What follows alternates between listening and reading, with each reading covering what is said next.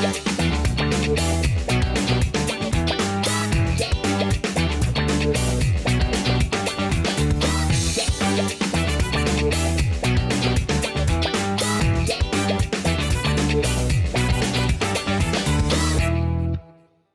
man.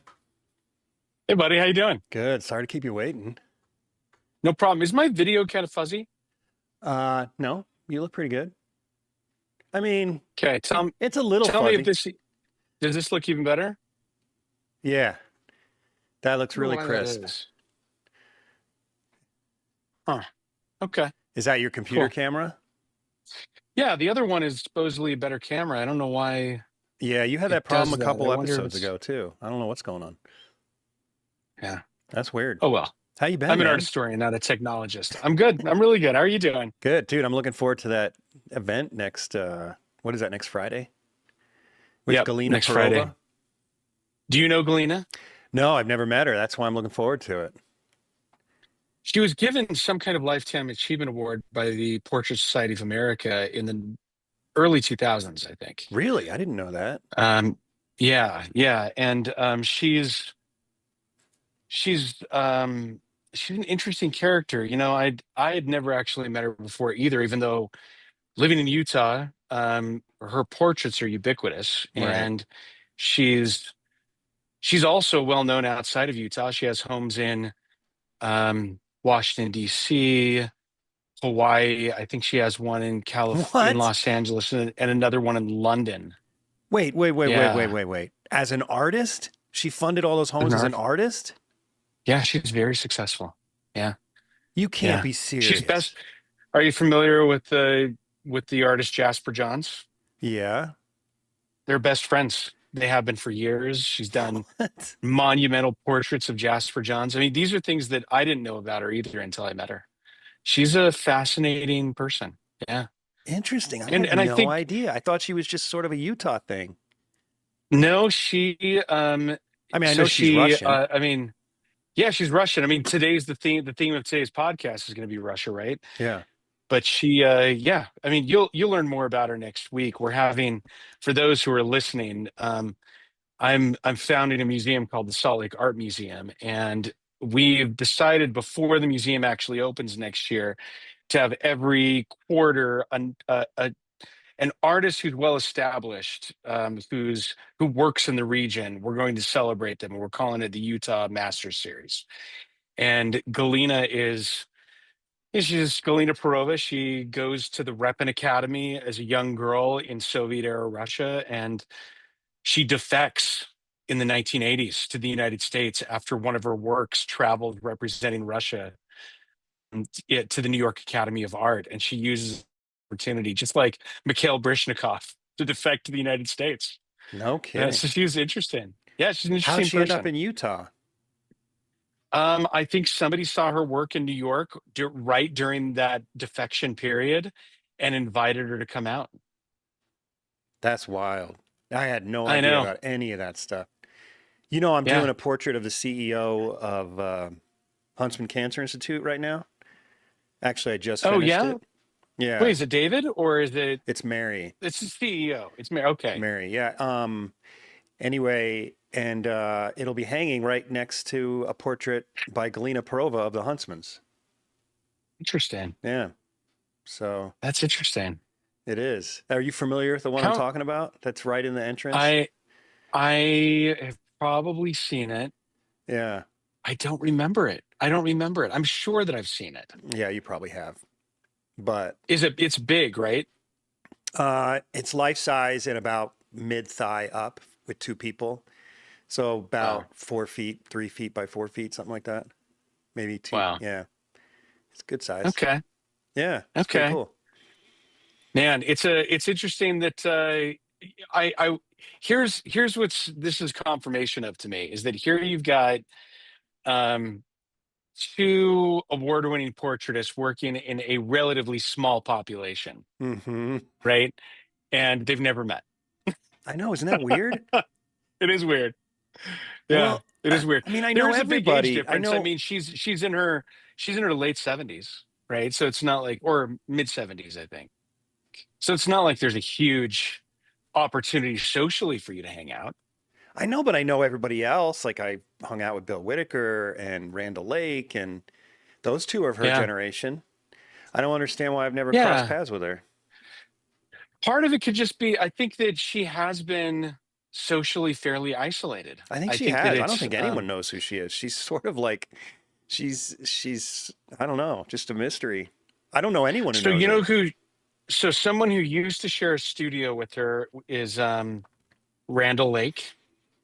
Okay, so I guess I do And know someone who knows her. so you know Randall Lake, Yeah, but Randall Lake is but they didn't have the same teachers. And I believe Camille Corey may know her, really?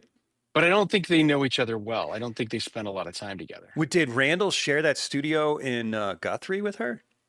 I think they did. You're kidding Yep. me. Yeah, I think they did for a while. Yeah. Wow, that's nuts. Yeah, I had no idea. Who knows? Small world, right? I know. So what's going on with you? That's about it. I just told you, Yeah. working on that portrait, and then I got to get back to the biblical stuff.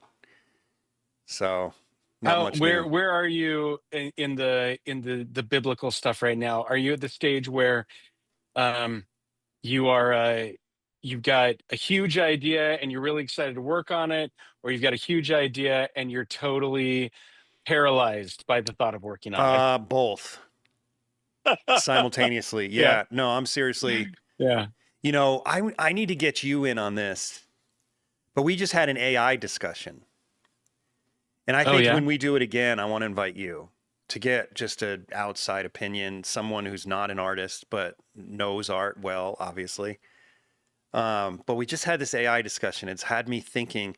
This was, I think, 2 weeks ago, and it's Who's we? Who was there? so it was myself, Joe Paquette, Rose Franson, um, Christopher. I always slaughter his name. Christopher Payetti. Payette. I can't Okay. remember. Anyway, he's out of New York City. And then forgive me, Chris. And then let me see. Who am I missing? Oh, Sean Cheatham. So it was a good discussion. Oh, no. And then Garen Baker. Garen Baker Okay. out of New York. Good crowd. It was a good crowd, but I don't know that we got anywhere. I mean, I invited two people that were for it, two people against it. At least I thought that they were. I thought the two people were for it, but one was a little more not so sure. And then two people sort of on the fence. Hmm. And it was an interesting discussion, but it left me even stronger, feeling even stronger about my position, which is I hate it. I hate AI. Yeah. Oh my gosh. What So do you the hate reason about I it? bring that up is because you're talking about this painting, and one of the questions, one of the points that was brought up is that, well, if I use AI,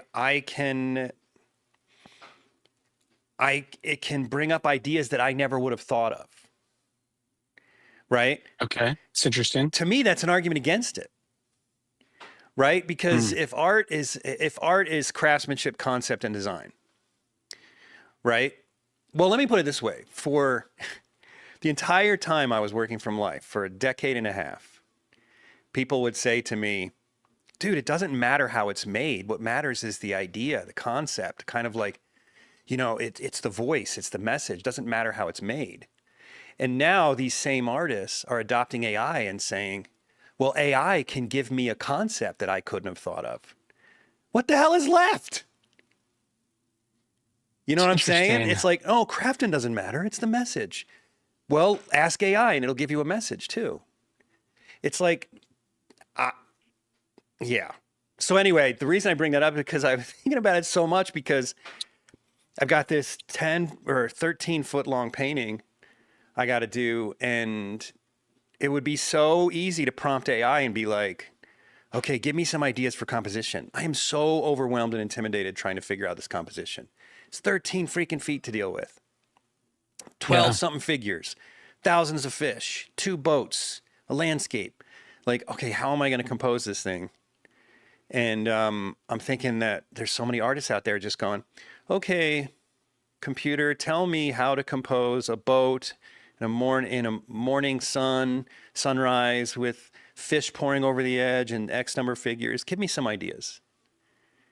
And I'm just like, Yeah. dude, what is left of art if craftsmanship doesn't matter? Only the message does, but now the message doesn't matter because a computer can just do it for you. I don't know. Sorry I've got going on a a rant. I've been thinking no, no, about it no. for I don't. weeks now. It's something I've been thinking a lot about too, and I've had a lot of my own conversations privately with artists about this. And I'm going to share some with you that I haven't really shared with anybody. I'm preparing, and it's because I'm preparing for a conference next summer that I've been invited to talk about AI and art. You are really? And yeah, and it's going to be here in Utah, but a world-renowned group of illustrators are coming out for it, and fantasy Who artists. use AI probably a lot. Maybe. I don't know. I mean, Oh, I oh. think they're just as divided. I think Oh, that are you would they? think that, right? Yeah, because you're a racist toward. I'm kidding. No, I'm not. Well, actually, I just saw a post No, where I'm kidding. DC I'm kidding. Comics, DC Comics has totally made it a definitive statement. As long as this one artist, I don't remember his name, this Asian guy who's apparently a big deal. I'm not a comic guy, but he said, Yeah. as long as I'm involved with DC, no AI, because we're about making a human connection, doing human art, blah, blah, blah, blah, blah. So I Okay. realize Well, in the this commercial art this world, it is is still a debate. It's not just fine art. so this is, and I was just teasing you, by the way, but this No, I know is you were. very much a. I know you're not. You're fundamentally not a snob. Unless it comes to, you and I have the same definition of pretentiousness, which is as long as it's good, we don't care, right? Like, Yeah, that's probably true. right, right. And so, like, I don't care what genre it is. I don't care as long as it's well made. I don't really care. Like, quality is what matters to me in the end, right? Yeah, same. Um, but the I think that as an art dealer, which I am, I think that AI will never replace the art that I'm dealing with because people buy art because it speaks that they're interested in the human connection. They want to know who the artist is, why they made it, and what circumstance. It's like, why would we ever read poetry written by a computer? Like, we want to know who Emily Dickinson was, what her circumstances were that she was in. We want to know about that dark night of the soul that the poet went through, right? We're not interested in something that just matches with the pillows when we're talking about fine art, right? We Yeah, want but what something that's about actually made by what humans. about art And that's prompted by AI and not painted? I'm not well, okay, saying painted by AI. this is okay. So let me set up the equation. And I know this isn't what we plan on talking about, but we'll get to what we plan on talking about. That's okay. I think this is a good conversation. Yeah. I think that fundamentally humans want a human connection because art is soul work. It's about is about us seeing someone else's soul, understanding our own soul because of it a little bit more. And we don't feel like I think that all humans, except for people that are just maybe a little crazy, these people who like divorce their wife because they've fallen in love with Chat GPT, like that's a little different, Mm-hmm. right? That's somebody who's not entirely like mentally well, in my opinion, right? Mm-hmm. And I think that's the same thing is true for art. It will never really replace the human. Now, the prompted by humans, this is an interesting question for me because and the answer for me that I think I'm arriving at comes from a completely different discipline. So I've been reading this. I like chess. There's this Mm-hmm. great quote that says, um, "Being great at chess is a sign of a life wasted." I could see that. Right, right. So one of my heroes in chess, and who's arguably the greatest chess player who's alive and maybe who's ever lived, is Magnus Carlsen. He's Mm-hmm. Norwegian. He's not old. I mean, he's like what? I think Like he's in 30 or his something, isn't he? early 30s Yeah. now. He's 34. And if you were trained in the chess world, chess is got a long history of tradition and a tradition of how you train in a particular way. And each school, I mean, there's the English school, the Russian school, the French school, and the Russian school for many years dominated. And you learn your beginning game, end game, middle game, and you memorize how games are played. And the first chess computers that were created were like decision trees. What they did is they put into basic computers in the 1960s and then in the 70s, 80s, and 90s, um, all of the decision trees that were possible when you make your first move. Like you made one move and then you go down that branch and we can ignore all these other branches logically, right, as a computer. And computers, I think the Kasparov matches, which happened um, in the late 90s, early 2000s, were the first time that a computer was soundly beating a human. Hmm. And Oh, these I'm assuming you computers mean a were master chess player, not just a a human. master chess player, a master chess player. Okay. That's right. And because master chess players were still beating it as a higher percentage, these computers.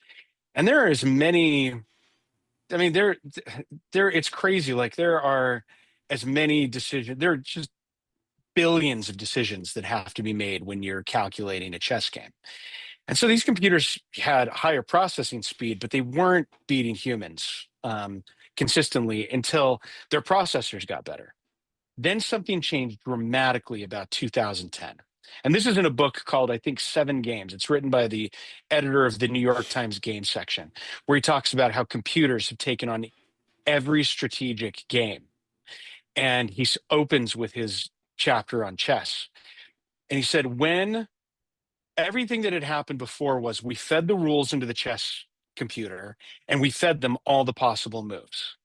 Then in 2010, we had our first AI computers, thinking computers, really. And we said to them, here are the basic rules, teach yourself how to play. And the computer played itself millions of times a day, millions of times a day, until it learned the rules. And it was no longer looking at human strategies that had ever been given it. And Hmm. yeah, so it was coming up with strategies that had never been seen in human history for chess games. Hmm. So here you are, these players that have been trained on a classical way of thinking of how a game is played. And the thing that made Magnus Carlsen the greatest living chess player, if you look at interviews and discussions, is that he stopped just looking at the human options. What he did is he started looking at what AI was coming up with on its own. What? Because you can go to websites and you can see the patterns and the unusual opening moves and gambles that these computers are making as they're running billions and trillions of games on their own without humans being involved at all. And he started to learn from what the computers are doing, which is unorthodox, and incorporating them into his games and making decisions that screw up everybody else's way of thinking because nobody quite understands why he's making the decisions he's making, and they're Really? working on old on an old mindset of this is the only way to play chess, That's wild. Are you familiar right? with any particular? I can't even think of the terminology, but any of I the mean, some of particular them, logic that AI had that humans didn't? some of them are, they're just certain rules that we won't break. If you never give away a queen unless it's absolutely, necessary, you never make this big of a risk. And computers have figured out ways that it does make sense in the very beginning to make these huge things that look like risks, but actually it forces your opponent into a corner, right? So it's things like that look, I don't know if that logic applies. A strategic game with competitors applies to painting. It's not the same thing. It could be it's apples and oranges on some level, right? Yeah. But I think that this is something that photography did to art when it came along, because there was a big kerfuffle when photography came. Is that photography really changed the composition of paintings? Mm-hmm. People looked at paintings the same way we look at AI in a way, and we say, I can totally tell that they were looking at AI. Look at that unearthly, unnatural light in that painting, Mm-hmm. right? It really bothers me. People would look at a non-academically framed composition of a figure that's cut off on the side just like it would be in photographs, in a painting. And they'd say, Mm-hmm. why would I want, like, that's such, it looks like crap. Why would you do that? Right? Why would you cut off a figure in the middle like it's a camera? Like, you're not a camera, you're a painter. Mm-hmm. Mm-hmm. And I think that I don't know what's going to happen. I look at like Disney animation studios was shut down when computer technology got really good. And then they opened it back up because they realized there was something that computers would, that there was there was a quality and a beauty that came out of hand-drawn animation that they were never going to replace with a computer. And so they went right back. They opened it back up like 5 years later, Mm. right? I wonder if, I think that we necessarily need to push against AI. I do think we do, because I think that it's we think it's like the moment you're given a camera and you put a black and white filter on it doesn't mean that it's now a serious picture, right? The moment the moment you put a prompt into an AI and then paint what the AI created, it doesn't make you an artist. Right. Hey, that's not it. And I think that there's something to the thought that Magnus Carlsen said, I'm very familiar with the old forms. I've mastered them, and I'm the world's best chess champion.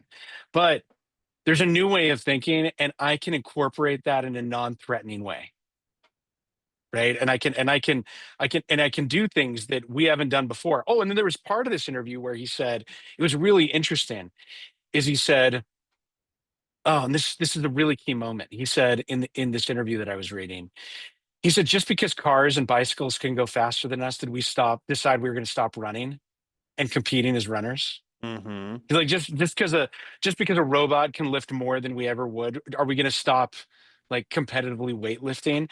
He said it's this idea that like things can go faster than us, so why try anymore, right? The idea that AI now exists. So, why are we making art is the other side of the argument, right? It's the idea that there are a lot of people who think, oh, you know what, AI is going to replace this because now I can just I can record my voice and then tell AI to record a song that's a country song about my breakup in my voice. And so I don't even have to learn the notes anymore, right? And all I have to do is like, I don't even have to, I mean, like, I can do zero participation in it. I don't think that AI will ever get rid of any human creative instinct. I think it will always be a problem for mediocre and bad artists. Mm. That's what I think. I think the great artists will always continue to run marathons. They will continue to lift weights. They will continue to like build things that arguably a computer could do for them. And Mm-hmm. they'll do it better, and we'll be more interested in it because we fundamentally don't care if a Toyota Corolla can run faster than I can. Yeah. I mean, like, who cares? No, I agree with you So 100%. I hope you're right. I think there's a good chance you are right. Because I the think question is like, go ahead. I think there's going to be a time very soon, maybe not so soon. Maybe it's 10, 20 years or maybe never. I don't know. But I hope and think there's going to be a time where people are just like, I am so tired of everything in life being digital. Everything in my life is a screen. Everything in my life is computerized. Yeah. And they just want to, there's that phrase touch grass everyone's using these days. They just want, they just want that human connection to other people and to the earth Yeah. and to craft and all that kind of stuff. And that's my hope. The problem lies, in my opinion, in honesty and ethics, and when artists may not be sharing how their work is made. That to Yeah. me is the That biggest is, issue. Where it fortunately there's is. a lot that are very open about it, and I respect them for that. And I think as long as artists are open about it, I can live with it. But if they're lying about it and we're competing, for example, take your analogy with the chess player, this chess champion. Imagine he didn't just learn from the computer, because that's the and I realize this is an imperfect analogy, but the one of the things that makes it an imperfect analogy, which you've probably already thought of, is that he is not playing the game with the computer by his side. You're right. Right? He learned from the computer, and he's like saying, "Oh, wait a minute, this thing is smarter than me. Let me learn everything it knows so that I can be as good as the computer, or at least as close as possible." And then he uses those newfound skills, and to me that would be sort of the same as like watching YouTube and learning how to paint on YouTube. Like I'm learning with technology on how to be better, but then when it comes time to do the thing, I do the thing, right? So to me, it would be as though he were sitting in a chess match, and he had he had like his phone down here, and he's prompting AI, what move do I do next? But no one knows, and he's not telling anybody.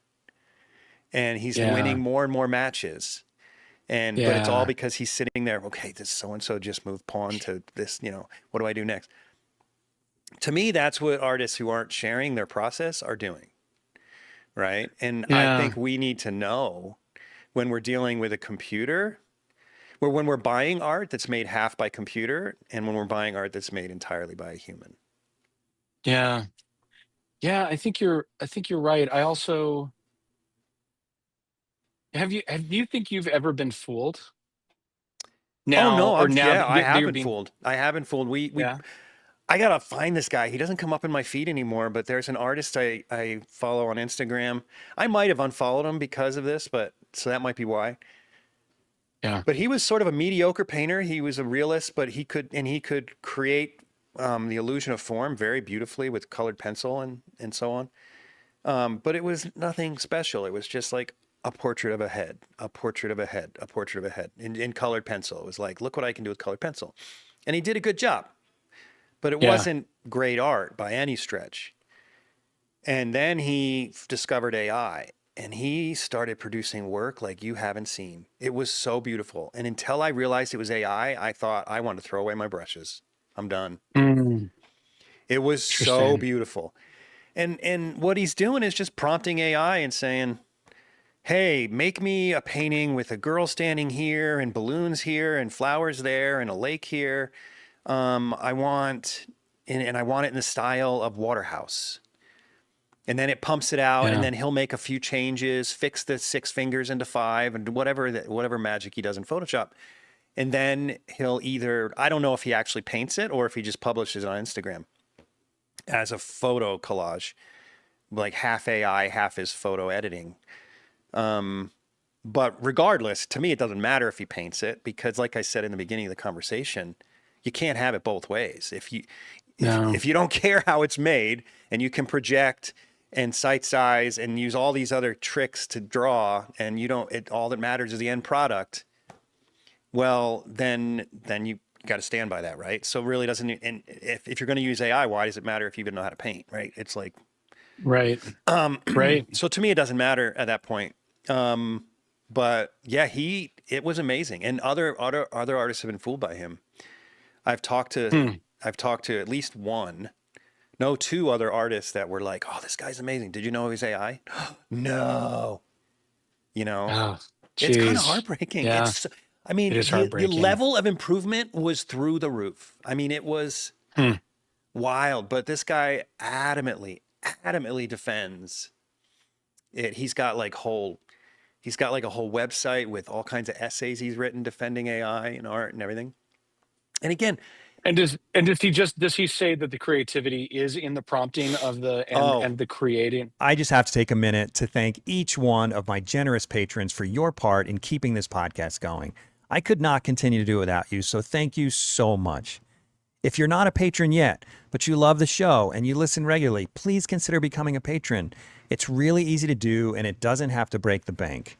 Just head over to theundrapedartist.com and click on the link Be My Patron on Podbean. And then choose a monthly donation amount that fits your budget. It's that simple. I read it so long ago, I don't remember his arguments. But I remember that they're all the same arguments you hear all the time. Like, it doesn't matter how it's made, doesn't matter how it's made, doesn't matter how it's made. That's, or the photography argument, which you sort of suggested, but I don't think you made this argument. But, well, I've heard people say, people were afraid of books when books first, were invented, and they were afraid we wouldn't remember anything. I've heard people say, well, they were afraid of photography when photography was invented. And, that to me is like saying, like, the difference between books and AI. It's like the difference between a runner wearing good shoes on the track Yeah. and a runner being carried with a motorcycle. Yeah. Like, seriously, how do you compare? It's like not even close to the same. At some point, the argument, it's just a tool, no longer is valid. Going back to that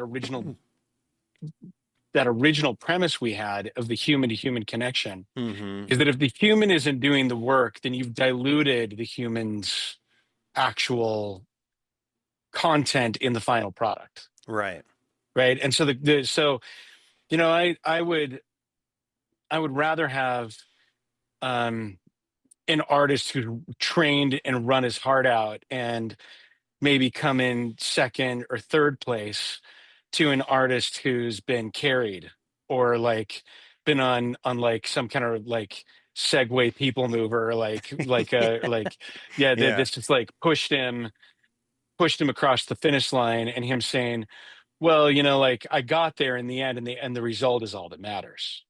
I do agree with that. I absolutely agree with that, because I think that, to me, the ultimate thing is what enhances the ability of the artist to use or develop skills versus what shrinks the ability of the artist to use or develop skills. And I think that the answer isn't always entirely clear, because I think for photography, it did become a crutch and shrink some artists' discipline and skills. And for others, it became just another vehicle for exploring composition and color and perspective and all kinds of things, right? And it just got folded into the arsenal. That's it. And so are there people who can use AI like Magnus Carlsen uses, AI in chess? That to me is kind of the question that I'm saying has got to theoretically be possible. Theoretically, it's got to be possible for you to say, okay, AI, I've got, I've been killing myself on this composition, right? And I just like to see some of the ideas you have. And AI isn't batting 100%, right? But maybe you see like, oh, the AI put a dark patch in one area that you had a light patch, and all of a sudden you're like, I needed a value shift there that I didn't recognize, right? Or maybe I didn't think of that value shift. Is that the same thing as cheating? Or is that, I don't know. I think it's an it is. interesting, you think it's cheating? Yeah. I don't know. And because, do you remember, I think you were there a few years ago when Bill Whitaker received his governor's award as an artist? Were you there? I wasn't there. I wasn't there. Okay. Now. Well, there was a cowboy Of course, poet I know there. who he is. There was a cowboy poet there. And, dude, he was an authentic cowboy, like the real deal, not just one of these guys who wears stranglers and a cowboy hat and lives in the suburbs of Utah, right? The real deal. And he was a poet, and he started, what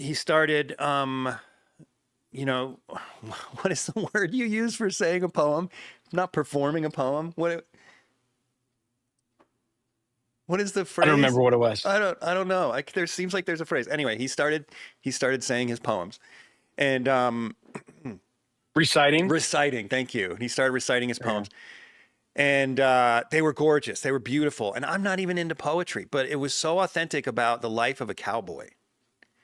And if at any point I knew that those words were prompted by a computer and then he just accepted it as his own, even if it was one phrase out of a 30-phrase poem, it would have killed it for me. Because when I was listening to him, I was listening to his heartfelt feelings and thoughts. His every word he spit out came from his mind, his experience, his sense of I don't know what the word is, aesthetics audibly, right? And Yeah. if a computer prompted any of those, I would have just not even been interested. That's just me. Yeah. But And for you, it's not, it's probably, it probably goes beyond computers. It's like you're probably not a huge fan of Nilly Vanillian artists who lip nah, sync to music, right? copying You're other not a people's just as bad. It's inauthentic. yeah, you're not a fan. Yeah. Yeah, so authenticity for you is the ultimate, goal. It's the thing that it deserves quality and authenticity. But authenticity, but quality without authenticity is not worth anything. Well, I think that fine art is defined by quality and authenticity. Yeah. If I were buying a dining room table, I would be less concerned about it, authenticity, when the person building my dining room table. I mean, if of course, if I were as rich as some of the people we know, our clients, then every dining room table I bought I'd want it to be art. But if I just need something to eat on, then I'm not as concerned about it. But when I'm going to buy something that is art to me, then whether that be poetry or music or anything, I want to know that it's authentic. It's came from a human. Yeah. It's authentic. Yeah. But the last point I'll make, and then you can make as many as you'd like, but that whole thing with sneakers and running, the alternative scenario that I'm concerned about is if artists are not authentic in or transparent in sharing how art is made, then I'm going to end up in a position like Lance Armstrong, and I'm going to end up having to decide whether or not my ethics are more important than maintaining my career, like he did. And when he decided to take steroids, because every single person on a bike was taking steroids and he could not compete without doing it. That was his excuse. Right? Yeah. Yeah. And I think, But without yeah. judging whether or not he was lying or not, the point is it's potentially a realistic scenario where if everyone is using steroids, you either leave the sport or you take the steroids. You can't compete. Well, let me take it from a different angle. And this is part of a essay or even a book that I've been thinking about writing for a while. Yeah. And that's how economics led to modernism. Mm-hmm. And it's the idea that you could the cost of living in the 19th and 18th century and before then was very different than it turned into in the 20th century. And so you could be let's not even take a major artist, but let's just take a decent French trained artist. You could do, you know, 15 portraits a year, maybe 10 or 15 other smaller works, and you could pay for a house and you could live fairly well at that level. And then the 20th century comes along, and the cost of living in all kinds of ways goes up. I mean, living in cities, electricity, cars, bills. I mean, these things that like just the accretion of all of these costs that it takes for modern living. I mean, we could live without the internet. We could live without a cell phone. We could we could live without a car. But all of this just it costs money, and you could no longer spend a lot of time making a few works every year. So my argument is that one reason modernism succeeded so much is because artists put a lot more time into an effort. They put a lot more effort into saying it's not the skill level or the amount of time that matters that I put into a work. It's the idea behind the work. And so they started a level of mass production of works of art that goes from, really started with the Impressionists, but goes on to all of the expressionists, the abstract artists, the Dada artists, all of these artists They're who like are doing Warhol, never touched anything he and then did. ultimately Warhol, who like Yeah. they're Yeah. they're producing hundreds, if not thousands, of works a year that by necessity they needed to increase their production in order to sell enough work in order to make a living as an artist. You could no longer do 20 or 30 works, and the mechanism for it was devaluing the high quality work on some level and the skill that it took to make the high quality work. And I don't think we're quite at that level right now, because I think that in some ways our world is really messed up. We could give examples. We could say that, the Jeff Koons of the world, their work is selling for an extraordinary amount of money. And it is largely based on the idea, and he's got craftsmen who are working for him. Same with Damien Hirst, right? But I do think that people are more and more willing to pay for high quality work. There's more wealthy people than ever, and they want to know the artist, and they want an authentic work from that artist. And in some way, we've gone back to that like level of an aristocracy that was paying for high quality work and supporting artists Mm-hmm. back in the 19th century and beforehand, for a small group of artists. That is clearly not for everybody. I mean, how do you break out into that group that can start charging more than 50 or more than $100,000 for a work of art? I mean, that I understand that for a lot of people, that is a moonshot to Mm-hmm. go from, I'm selling a work from 2,500 to 3,500 to, oh yeah, I can do a few paintings a year and sell them for tens, if not hundreds of thousands of dollars. I do think that is the world that we're going to be living in, especially in the United States, where we really do have economically an oligarchy now, right? Mm-hmm. It's the idea that the rich are richer than ever. And like, my business is doing great because of it. It's terrifying in a way, right? This idea that like you and I have been positioned in this world to, and it doesn't mean that it isn't a struggle. Doesn't mean that we just like wake up in the morning and everything happens, right? But in some ways, there are more people now spending money on art at higher levels for higher quality art than I've ever experienced in my lifetime than right now, right? That's happening. Mm-hmm. At the lower levels of a bunch of crap AI art and decorative art and like minor art fairs, artists with skill who are just starting out their crafts are competing with AI, Mm. right? They're competing with crap. And they have to make the decision of, do I have to be Lance Armstrong to compete with these guys right now? Because, and just then I get to break through. And if I ever do break through, then I'll stop using AI. And by that time, is it too late? Right? Probably. Have you already instilled a certain like expectation and skill level? Man, these are super complicated issues, Jeff. I'm like, even as we're talking, I'm You're just great to thinking, talk man, to like about it, though. I don't, well, thanks, but I just don't, I have real, it is very complicated. And I don't, It is. you and I are on some level, because I deal mostly with historic dead artists, I don't have to deal with these issues, right? Mm-hmm. And you have got a reputation that was built and a skill set that was built pre-AI. But you're also trying to you're dealing with it head on because of students too, who are like, Yeah, my they're in this kids. world. I got two And your kids training to kids. be painters. Yeah, who are both Yeah. And not gonna do. They are like so against doing AI, and I'm like, oh God, what's it gonna be like for them? You know? I tell you what though, like I've got this group of friends who we're on this every Friday we share a song. Mm-hmm. Everybody on the list, they're 12. And only 3 of us are adults over the age of 45, and everybody else is in their 20s Mm-hmm. or teens.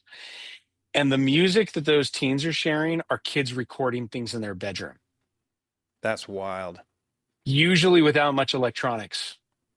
Maybe they've got an amp on their guitar and that's it, because they're not interested in electronic, highly polished stuff. They don't care. They're Oh, you kind of mean like they want to acoustic touch the grass. recordings? They're like, yeah, acoustic recordings. That's what I mean. Is that Oh, I thought you meant okay. these kids are looking, they're more interested in bootleg 60s and 70s albums by Dylan Yes, there's than they are hope. than they are in going to like super polished mega K-pop group, Mm-hmm. right? Not that I shouldn't have brought up K-pop. They've got passionate followers. Somebody's going to get me for that, right? I don't even know who that is. That's sad, Yeah. huh? K-pop, Korean pop, popular Oh, music. okay. But I think that our kids are kind of going more towards becoming Shakers and Luddites and Mennonites as a reaction against technology on some level, because they're not as interested in having every option. They want more authenticity. I think there will always be people who are the other way, who want to Right. know what technology can do, right? But anyway, I mean, yeah, dude, All right, we got to do this interesting and more, have complicated you with a stuff. group of artists and see how other people respond. The nice thing about talking to you is every time you say something, I'm thinking, is he going to change my mind? Is he going to change my mind? Not because I don't want my mind changed, but because I think you make really good arguments. And I'm just like, maybe I'm wrong as I start to hear you talk. So I'm open Oh, to it. well, I could be wrong, but I right now appreciate I'm, you saying oof. that. And as you can tell, I don't think that I don't really have like a firm stand, other No, than you're, the same stand you do, which is humans care about humans, yeah, yeah, right? And skill matters. yeah. I think if I put my stand to end on this, and if I think I put my stand in a nutshell, it's fine, use AI, but freaking be transparent about it. Don't hide it. If you use Hmm. it, put it, right there on your tagline on all your social media, AI/traditional artist. And none of this Yeah, just artist stuff, because there's a difference between an yeah, artist that doesn't use it and an artist that does, in my opinion. So yeah, that's all I would say. yep, And if you want to use it, yep. use it. Cheating's a weird word. It's who defines the rules. And in art, technically, there are no rules. Therefore, transparency should be the only rule, so that we all know what we're dealing with. I think that's a good. I think that's a good start to a manifesto right there. Good, good place to start the podcast. Then we'll end on that. Yeah. All right. So who are we talking about today? Today we are talking about my cousin, Isak Levitan. Stop. You're not actually related to him, are you?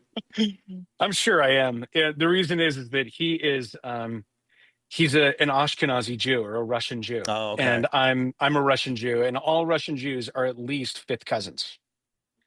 So Really? it's yeah, it's not a huge population of a gene pool, and yeah, I'm very sure. So and being Jewish, I'm not just bringing it up because I'm trying to be egotistical here and bring my proximity to greatness through my genes Don't on Ashkenazi some Jews level. have like the highest IQs of all people?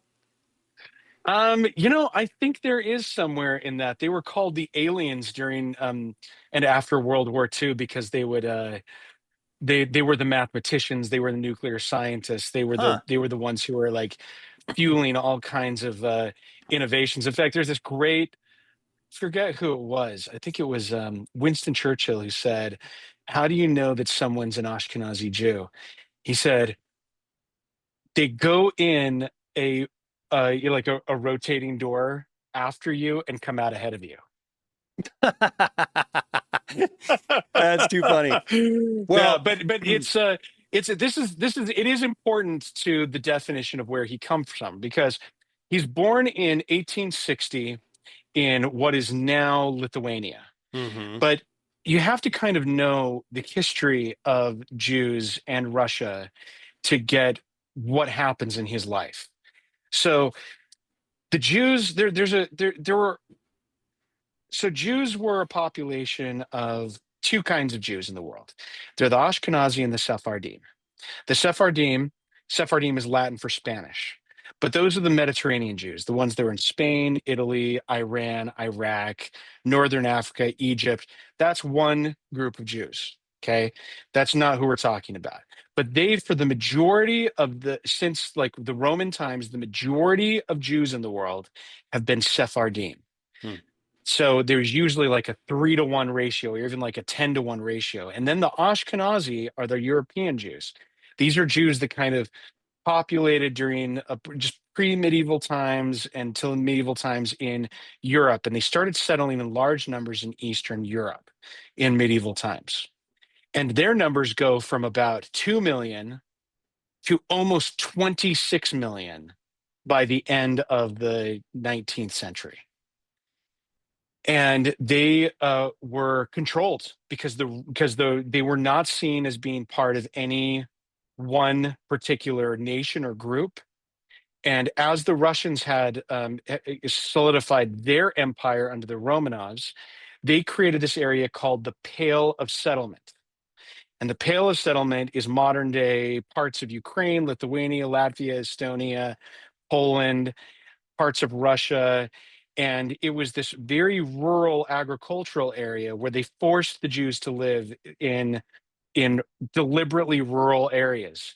And they were given visas essentially to go live and work in small numbers in cities because Russians did not want them to dominate universities, industry, or anything, right? So he is born in modern day Lithuania, which is where half of my Jewish ancestry is from. I'm about half Jewish by descent. With the name Christensen, you wouldn't think so. That's my father's stepfather's name. But my father's original last name was Bleiweiss, which is, I'm very, it's like Wait, Micah Bleiweiss Anthony's is last very name? Jewish. Why did he Yep. change it? Not to get off on a tangent. Long story. All right, Long story. I'll ask you later. But so I'm my by descent my name is Micah Joseph Bleiweiss. Huh. Christensen is an add-on later, and they came from Lithuania and Ukraine, my Jewish side of the family, and his family was there too. And a lot of these people were forced to be villagers. His grandfather was an educated rabbi. And his father grew up with this educated rabbi and became a French tutor. Wait, are we talking about Levitan now, or are we talking about your dad? Levitan. We're talking about Levitan. Okay. Sorry. Thank you for confusing. Okay. So Levitan, born in 1860. So he has, there are 3 children. And because his father has these French skills of being a French tutor, they're allowed to leave the Pale of Settlement, this rural Jewish area, and go live in Moscow. And they go there when Isaac Levitan is 10 years old. Mm-hmm. They're in Moscow. They're in the heart of they're really in Russia. There are 2 main cosmopolitan areas. There's Moscow and there's St. Petersburg. And Moscow is where they end up when he's 10 years old. 3 years, and like within 3 years of going there, Isaac Levitan's older brother is accepted into the Moscow School of Painting, which is the state-sponsored school of painting. And this is a big deal because Jews aren't accepted into these schools, right? He gets accepted as a Jew. And I don't really have examples of his brother's work for this podcast. He was okay, right? He wasn't great. He was okay. And 2 years later, at the age of 13, Isaac, who we're talking about for the podcast, is accepted into the School of Painters. So he becomes, at the age of 13, a full-time art student. Wow. Now, that is his story leading up to how he gets into Moscow, into the Moscow School of Art. Now, let me say something about what is going on in Moscow as an art school. Russia is something we hardly ever talk about today in the art in art training. But we all look at artists like Repin, right? We're going to talk about one a little bit today, Polonov. We talk about there are some great Russian artists. And they're working in a tradition that is fairly new at this time. And we're talking 1870s is when Isaac Levitan is going to the Moscow School of Painting. So where does Russian art and art schools come from? It's an important question because Russia is basically considered up until 1800 total barbarians by the rest of Russia, by the rest of Europe. And there's a major attempt under Peter the Great, then Catherine, and then Tsar Alexander to modernize Russia. And they bring in a lot of Italians, they bring in Austrian, they bring in German artists. And that's where St. Petersburg and its architecture largely comes from. And they have one of the most important museums in the world in the Hermitage. I mean, the Russians, they very quickly start adopting and making their own. It's not like it's a mimic, their own school of art based on these Western European traditions.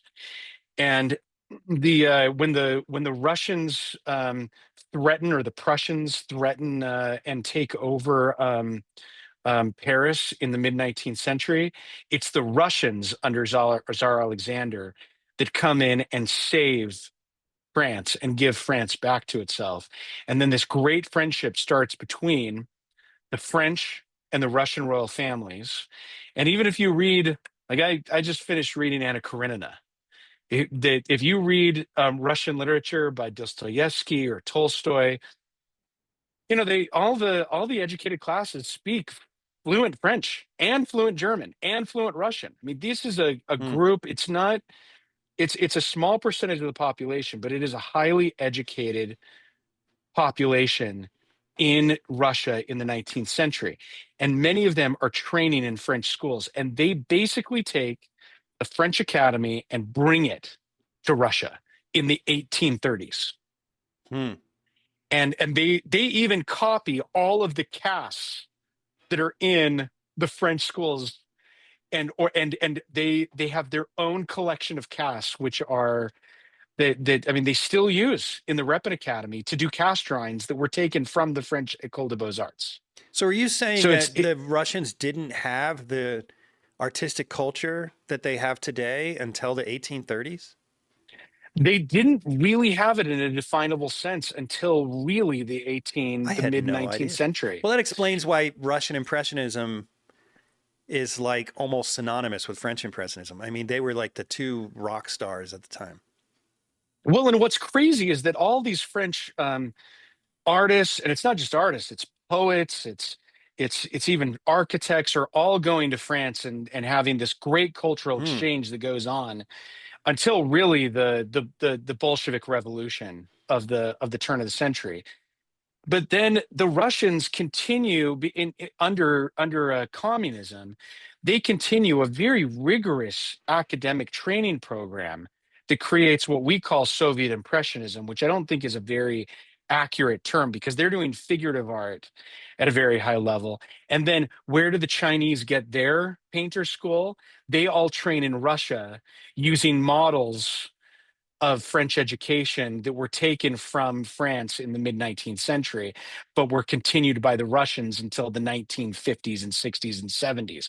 And so all these great Chinese artists that we have that are working in California and China, their basis is on the Russian school. That's where they were trained by Russian artists who were trained by French trained artists historically. So it's this very interesting genealogy. If you go from student to master all the way back, it all goes back to really like the Russians saving the French in the mid 19th century, creating a diplomatic relationship Hmm. that then leads to an artistic relationship that once Russia becomes isolated, because geographically they are isolated, right? They start coming up with their own permutations and interpretations of French art that is not like it's not the same conversation that the English and French are having with one another, or the French and the Spanish are having with one another, because they're so close geographically that it's no problem for Manet to go down and see Velasquez, Mm-hmm. right? But you've got these French artists or these Russian artists who go to a salon or an international exhibition every so often, and they come back and they share what they found, and then there's a jump in 10 years in style that happens in Russia, and then they get stuck on that style for a while. Stuck isn't the right word, but they just riff on it, Mm-hmm. and then they go back to it's like having a conversation with somebody that you're only occasionally talking to, Mm-hmm. right? It's interesting. It's Mm-hmm. a really interesting style. So let's look at one of the first paintings. Bring up the images that I gave you. Okay, this is the first So one of the one. first images I want to give is a very, and these aren't in order. It's a very dark image. Go all the way to the middle, almost to the middle. Keep going to the left, right. Oh, you passed it. Keep going to the right, right there. Okay. Hmm. This is a work in 1869 by Alexei Stavrosov, who was one of Polanov's first and most important teachers. So this is a teacher at the Moscow Academy of Art. And he was obsessed with what we would call the French Barbizon school. And the French Barbizon school was very much about these moody landscapes, Is that like the deep, Courbet dark time? forests. Is that like the period of Courbet Courbet? is a perfect Okay. example of it. Yep. And he also loved Corot, which was, Mm-hmm. and you can see that, this is kind of a, on one hand, you've got these cows, which is this very calm pastoral image in the middle ground on the right. But then you have almost a menacing dark versus light that's going on in this. I'd like to introduce you to one of this podcast's valued sponsors, ARTEFEX. Wrong side. ARTEFEX. ARTEFEX. They are amazing. Let me tell you about them. Well, first of all, let me tell you what you shouldn't be doing. So do you guys remember in art school when your teacher told you to just go buy some masonite from the local big box home improvement store, paint it up with some acrylic paint and paint on it? That might have been okay for art school, but at some point you're going to paint a good painting if you haven't already. And I know there are professionals still doing this. So listen to what I'm saying to you. Stop. Have some self-respect. This stuff, this masonite stuff is not going to last. Not long enough. If you got a masterpiece on this thing, what a friggin' shame. And even if you stretch canvas on it, look at this. Okay, look at this. I know what you're thinking. Yeah, but that's Jeff. He's huge. But I didn't even work out today. And that was nothing. Nothing. So don't do it. Don't paint on that masonite stuff. And then you're thinking, well, I'll upgrade. I'll go to the art supply store and I'll buy some of this stuff, some of this cardboard wrapped in canvas. Are you serious? Seriously, you're going to paint on cardboard wrapped in canvas? Yeah, that's going to last. Okay, ARTEFEX is the way to go. This stuff is unbelievable. It is plastic sandwiched between 2 layers of aluminum, and then it has this incredible linen surface glued to the front with this, I guess it's like some kind of glue that is some sort of industry secret for ARTEFEX. Anyway, pretty amazing stuff. A lot of artists I know are using this stuff. It's high quality. It'll last you a lifetime. It'll last many lifetimes. So for your next painting, take yourself a little more seriously. Go to artefex.biz and get yourself some serious substrates to paint on. That's ARTEFEX.biz.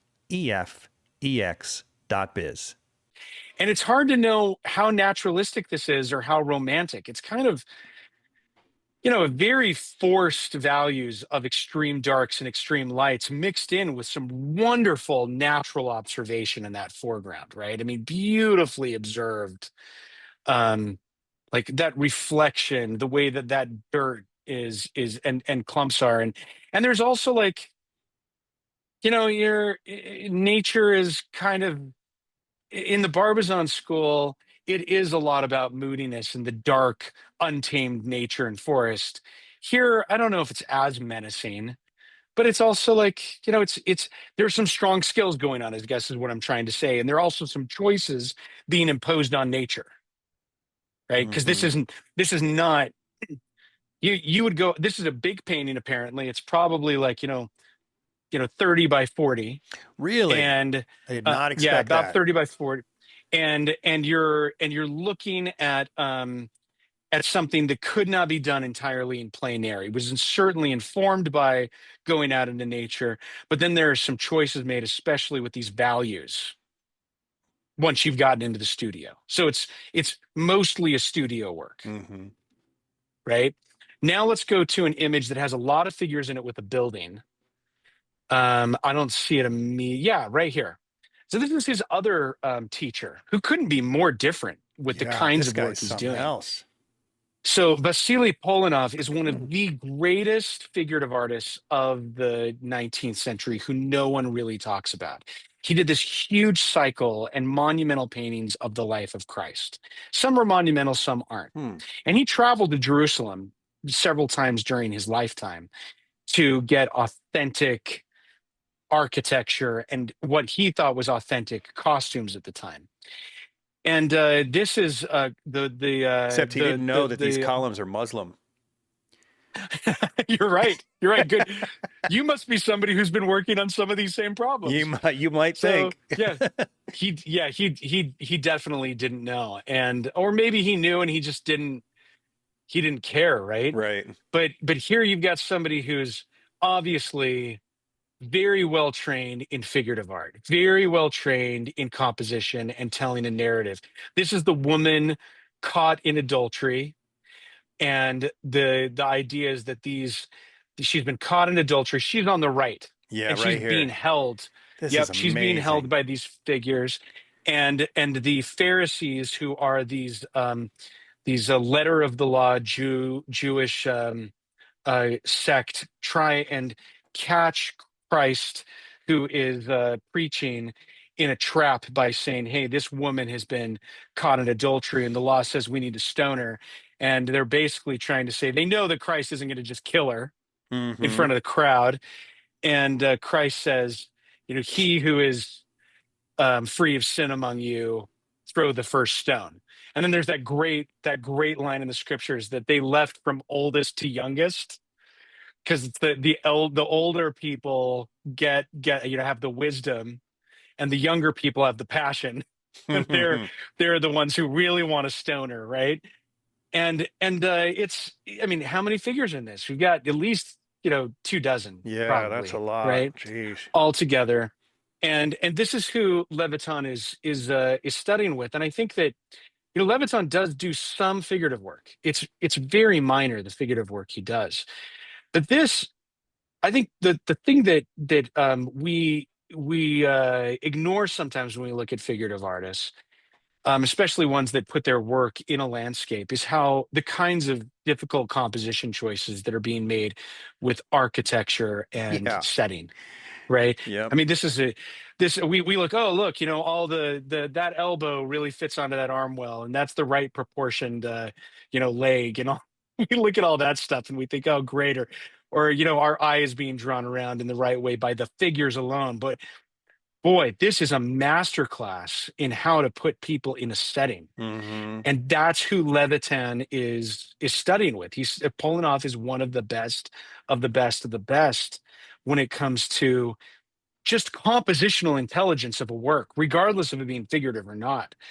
If you look at, you've got kind of this diagonal going from the top left to the bottom right of bright values that Mm. are shining on it, and then you've got it, on either side of these kinds of this darkness. But then you've got all these the ability to have that guy on the donkey in the foreground, and then he's cutting through this crowd that's leading a nut diagonal into the interior of the painting. It's just like all these great choices that are being made that even if you just blur your eyes looking at it, you realize, oh wow, like look at all the dark shapes, look at the light shapes, look at the lines. It's brilliant work that's being done at this Yeah. Moscow I'm school, throwing away my right? brushes. Oh, it's Don't throw away your depressing. brushes, buddy. It's so good. It's really, really good. And Yeah. these are who he's studying with, and he's 13 years old starting with them, and he's at the school until he's 23. So he's there for Mm. 10 years. And or even later. I think no, it's not 23. He's there until he's almost 30. So he's there for, he's there for a long, long time. And there are other teachers, but these are just the two I wanted to highlight. So remember I said he goes in 1873. He's 13 years old. 2 years later, his mother dies. And that same year in the school comes Nikolai Chekhov. Nikolai Chekhov is also is a is a decent artist. He's not as good as Levitan, but he becomes a very close friend. And Nikolai Chekhov is the brother of Anton Chekhov, the famous writer. Hmm. And that means that Levitan is now part of this highly intellectual circle of people who are all collaborating with one another. So Levitan, at the age of 15, is starting to hang out with Anton Chekhov, one of the greatest writers of the 19th century. And they're all about the same age, and they're growing up together. So let me show you the earliest work that we know of by Levitan that he does a year after his mother dies. It's a group of chickens next to a farmhouse. I think it's two over from where you are to the left. Keep going. A little bit more. There you are. Nope. No, it's a drawing or a painting? It's a painting. So I guess maybe it's that one. Yeah. Wait. So he does this. Wait. Was he 15? He was 16 years old, 15, 16 years old, You 16 years suck. old when I he did hate him. this, right? I genuinely It's hate not him. a very big piece.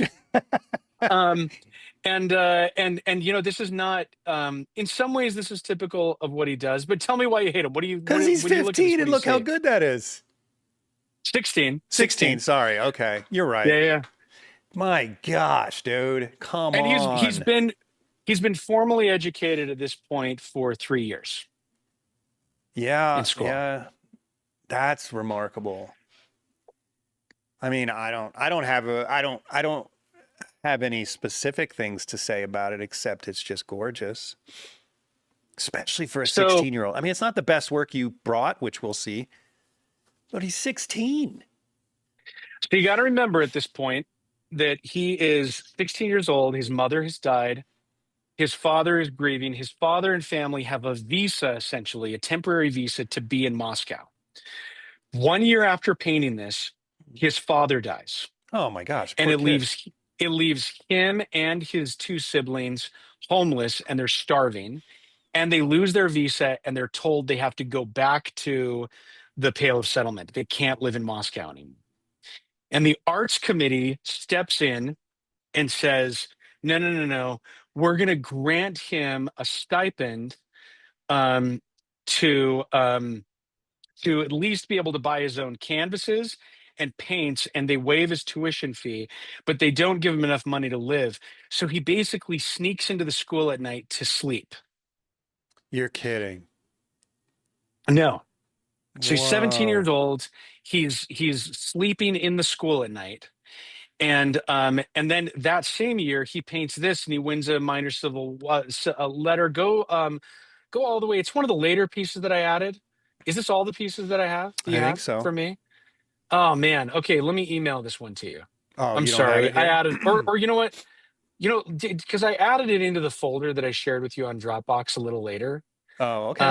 Let me Look go look. Let me go look. I know it's in there. So let me see what it's called. Did I add it? Maybe it's my fault and I didn't add it. Yep, I did add it. I'll grab it. It is the image that's called Screenshot 2025. It's a dark image. Let's There have been multiple exhibitions on Levitan in Russia, and the last big one was in 2010, but there aren't great books that have been published outside of Russia. Okay, what does it look like? Let's see. Here we go. Oh yeah, it's the dark one right there. You just went over. Go up one row. Oh, this one here?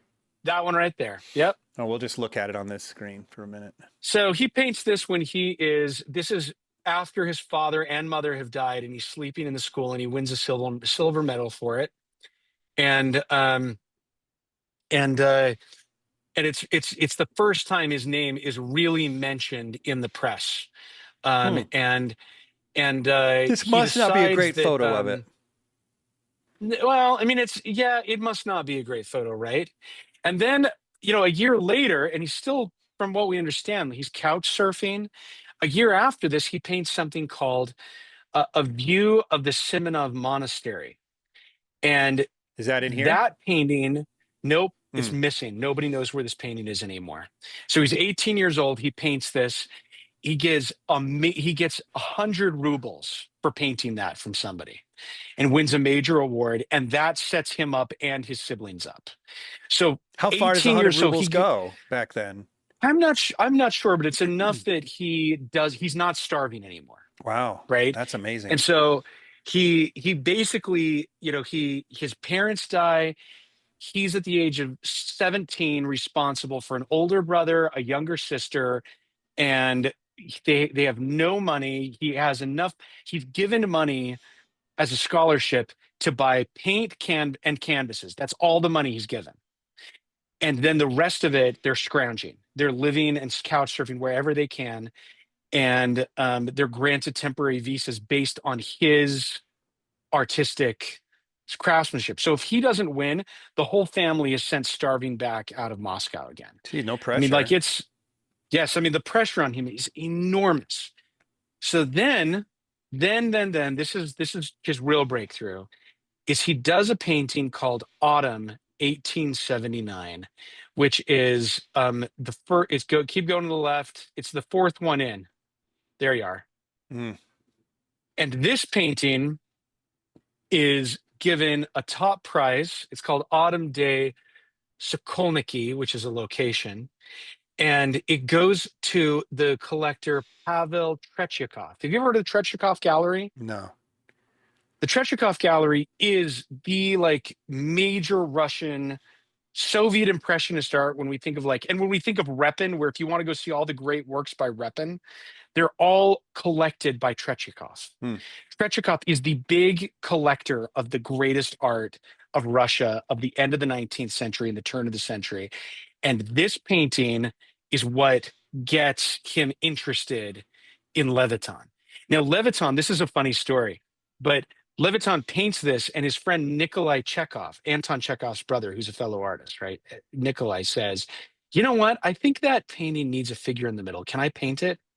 So Nikolai Chekhov paints that figure of the woman in it. And frankly, Oh, that's what's going I don't on. like it. I don't like it. Well, that's why I keep Right? looking at that figure thinking that's Yeah. not good. You and I did the same thing. It's distracting. It shouldn't be there. Yeah. Right. And so Levitan, just imagine it, put your thumb or whatever finger you got Yeah, it's at much better ready painting in front of without that it. figure, and it's much bigger without the figure. He did not paint it, but his friend who he admired and loved painted it, and it was given the blessing of Tretyakov, the collector, to put that figure in there. Hmm. But this painting leads to the first of 20 paintings that are bought by Tretyakov. So Tretyakov basically funds Levitan's career for the rest of his short life because Levitan dies at the age of 39. Oh, what a waste. Yeah. Yeah, it's really kind of it's tragic that we lost him. So like right now, let's sum up what's gone on. At the time that he paints this one, he is 19 years old. Hmm. Okay? And he went from growing up in the countryside, moving to Moscow at the age of 10, at the age of 13 being brought into one of the greatest art schools really like in the world. He's working with Polonov and Sasarov, these great artists who really in the West we don't have connection with, but obviously are working at a high level. And he's the Jew who's given a temporary visa there because of his father. His mother dies, his father dies, and then the school throws him a bone. But it's the barest of bones. There's like no meat on it, right? Mhm. We'll give you paint, we'll give you canvases, and we'll waive the tuition fees, but we're not going to pay for anything else. And he pulls himself up out of this poverty, and he paints 3 years in a row from age 16 to 19. He paints works that win him an award every year and get him a patron that will fund the rest of his life. That's remarkable. So it's a pretty remarkable story. And he never marries. He's in love with Chekhov's sister, but he travels quite a bit. He travels to Crimea. He travels to France. He travels to a few other places. But I'd have to say that like he's pretty much on his own. I mean, there's this great there's this great story. I'm going to show you a painting that I'll read this story. This is from the Tretyakov exhibition in 2010. It says that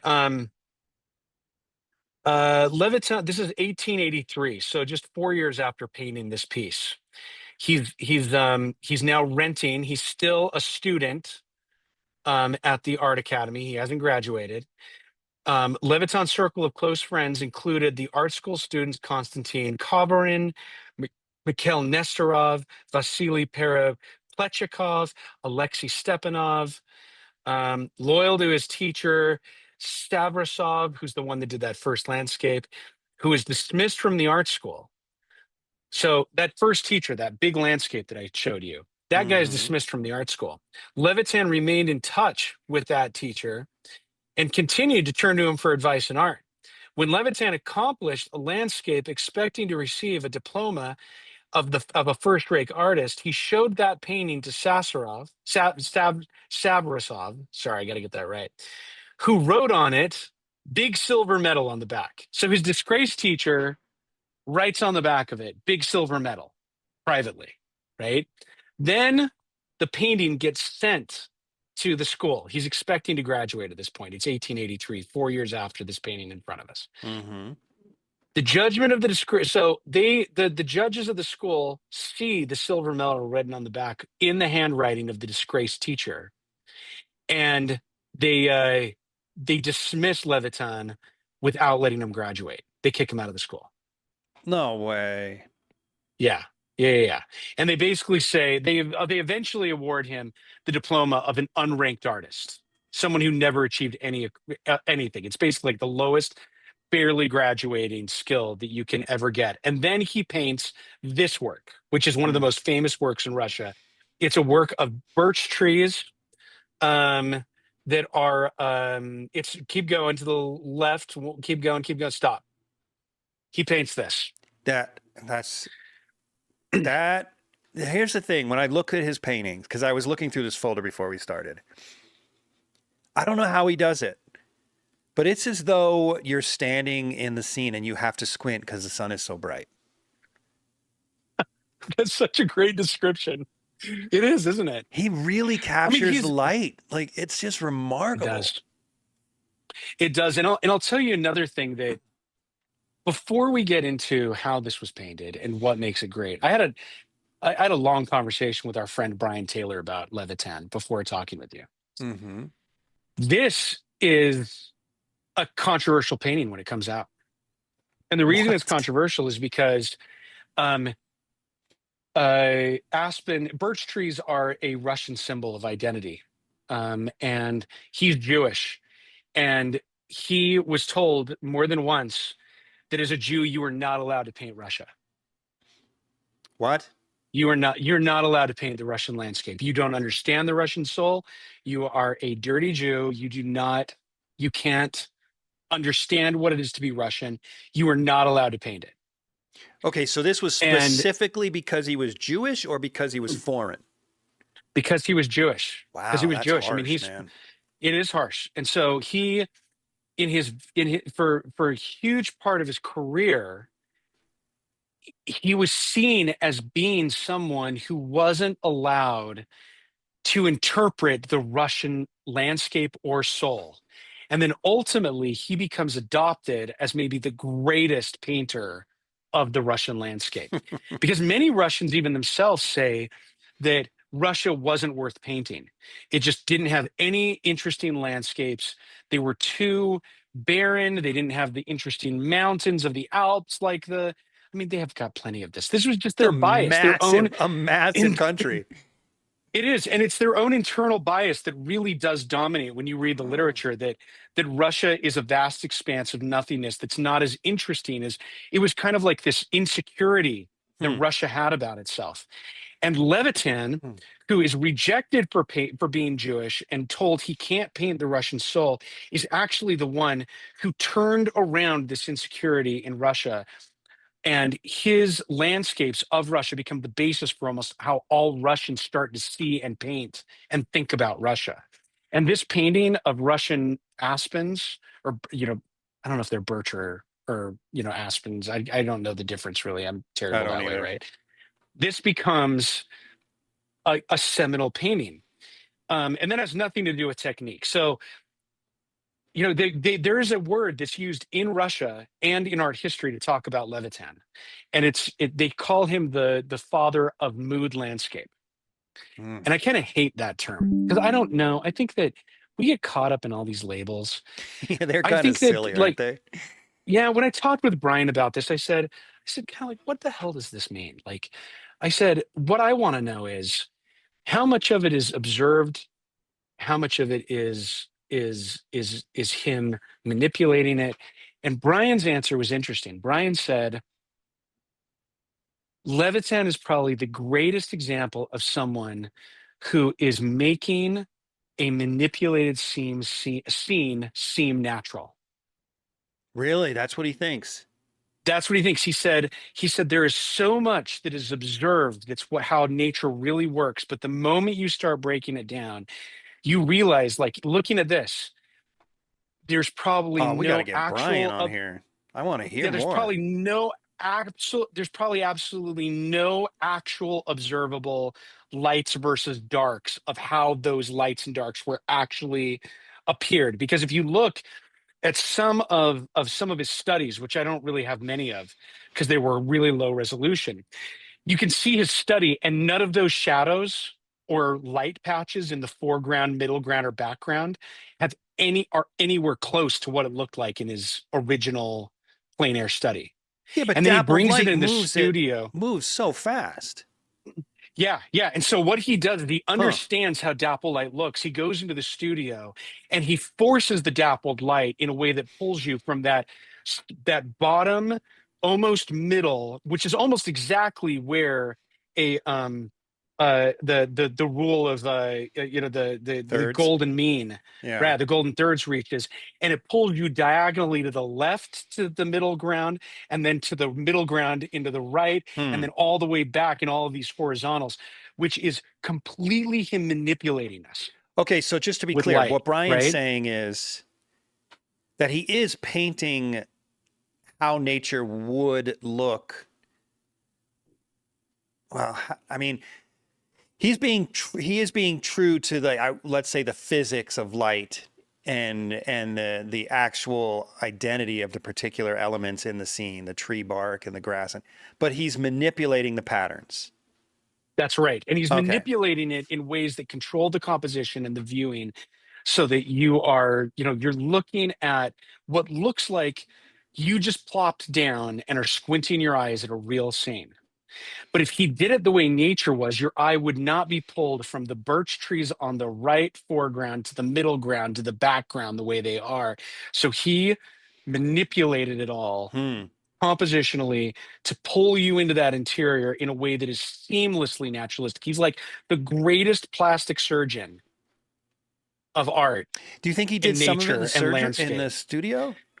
He clearly did a lot of it in the studio, from what we understand, and he Hmm. clearly did a lot of work in the field too. So he's not someone who's he's not a writer who's never been in love, who's writing about love, right? Right. Right. He's someone who's spent tons of time outdoors, tons of time, but he realizes that if he just paints what he sees, it's not going to make a great painting.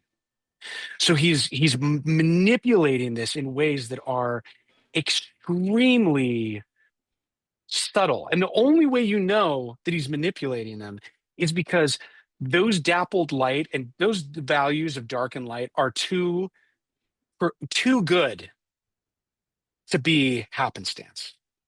That's the thing. Like that was Brian's takeaway. He's like, there's no way, like he said and this is true when you talk with David Dibble, when you talk with Brian, when you talk with Josh Clare, these are all people you've had on the podcast. The work of a landscape painter, especially a plein air painter, is to make order out of chaos. Yeah. Right? You're looking at a scene that's in front of you, and you've got to depict it in a way. You got to wrestle that chaos in front of you into something that is ordered and draws you and draws the eye around a piece. And Levitan, I mean, that's why mood landscape is a nonsense term to me. I mean, who cares, right? What All does those mood terms are landscape sort of mean, ridiculous. right? Like, I don't even know what it Yeah. means. And also, naturalism doesn't apply on some level, right? I've heard symbolism approach to him, applied to him, and that also doesn't really work because symbolism is really like almost like an imagined cartoonish version of what the real Okay. world is like. So why doesn't naturalism apply? Because is naturalism as a definition contingent on you copying things exactly as they are in a one particular moment? Or is it No, I mean, obeying nature, the way nature looks in general? This episode is brought to you in part by Rosemary Brushes. If you're one of my listeners who's a professional artist, you're already using Rosemary Brushes. But for the rest of you, come on. Take your work a little more seriously. Stop buying the other brands. It's just not worth it. Every now and then you may get lucky and buy a good brush from another brand, but use the brand that professionals like myself are using. Go to rosemaryandco.com, link in the description or the show notes, and get yourself some quality brushes before your next painting. I mean, we could spend I could 'Cause spend I'd the still rest of say my he's a life talking naturalist, about this regardless. distinction.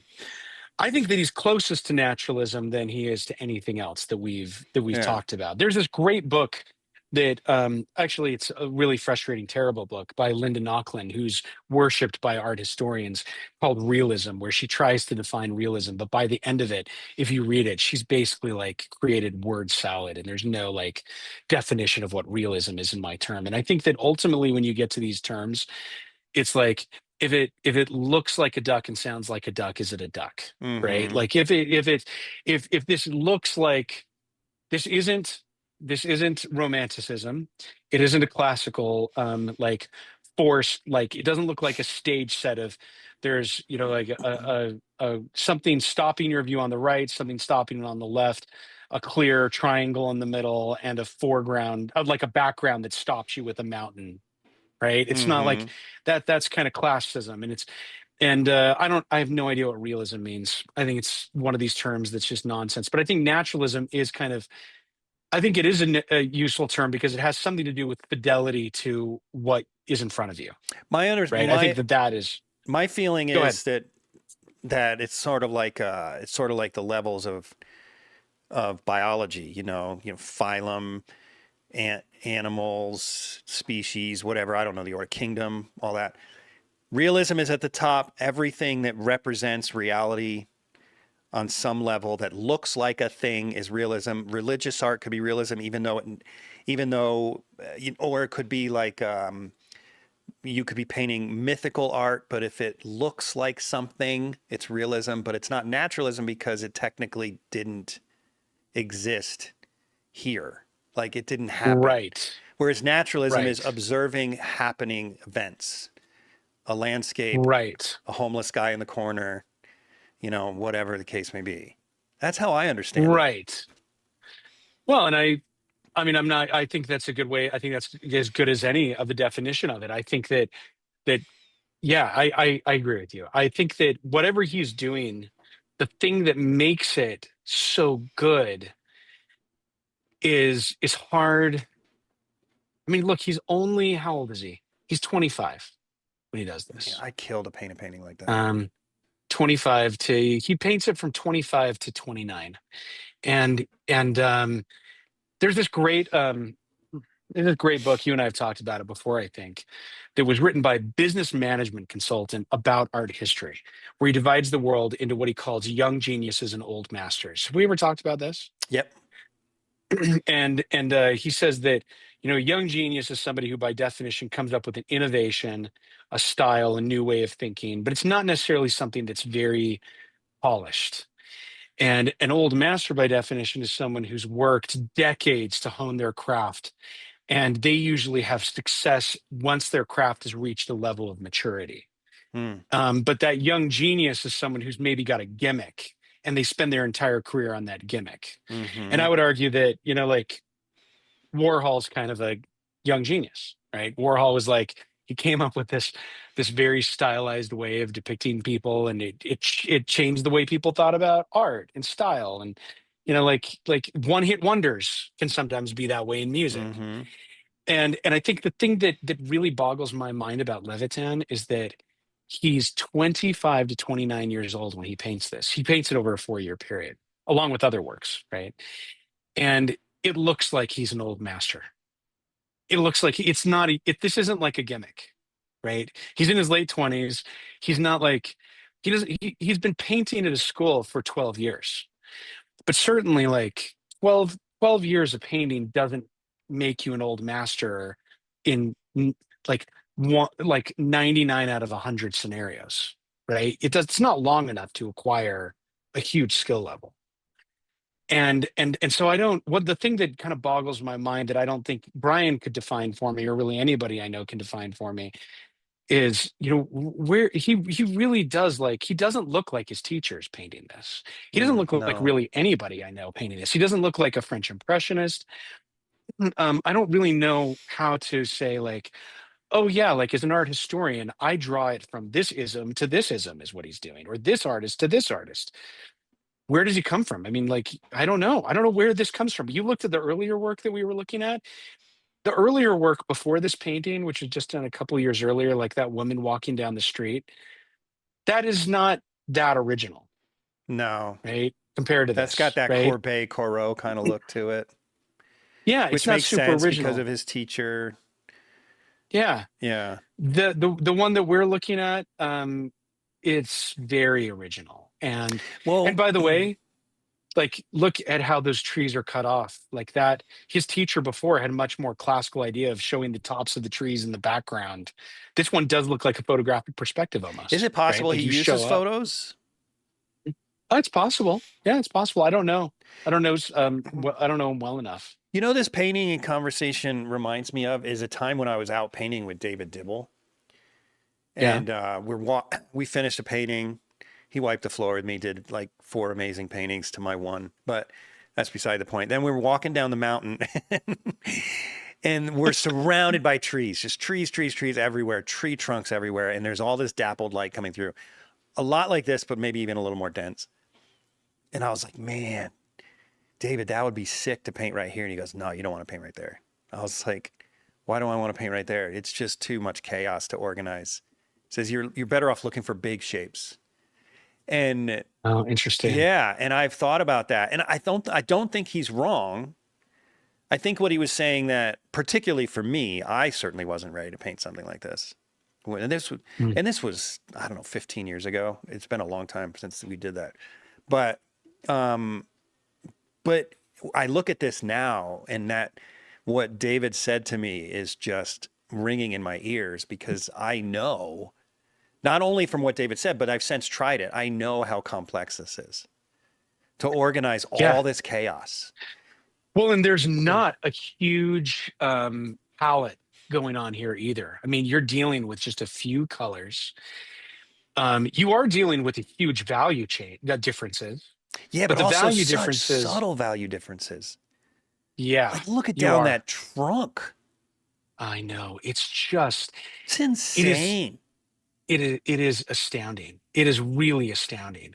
And it is almost like, it's so much better than a photograph when you look at that, right? Oh, When you yeah. look at those values, and then when you start to get to that middle ground and realize how much he's knocked back the detail, and then when you get to the very background, you realize how much it's even knocked back more to the very, very back.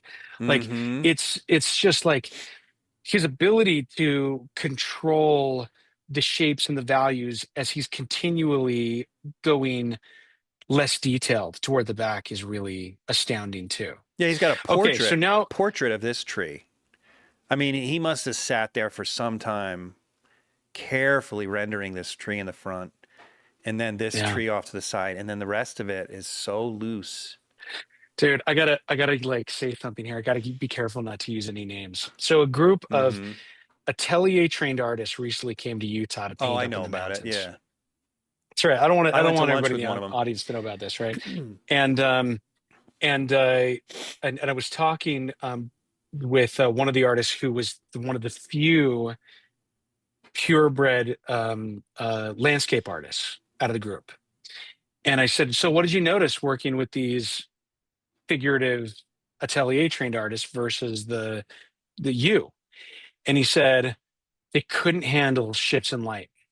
He said, we're up in the mountains, the light is moving every 20 minutes.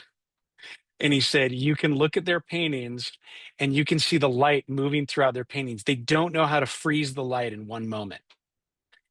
And he said, so you can be up there. He said, I can be up there and I can be painting the same scene for 4 hours as a trained landscape plein air artist. And I can freeze the art in one 15-minute period. while I'm painting that whole 4 hours, knowing that that's the 15-minute period I wanted. And they can't do that because they're used to being in a studio where they've got consistent light on one subject Yeah. that's staying still the entire time. And he said, and I don't blame him. He said some of them came up with interesting results, but he said you can tell immediately looking at it that they either decided that they were just going to come up with an imaginary light source the whole time, or they were going to move wherever the light moved throughout the scene and just work with it.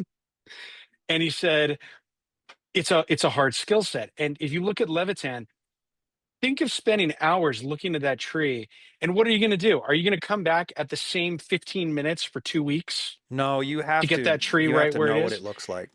You have to know what it looks like, and photographs can't do it at that time, right? And you can't do it.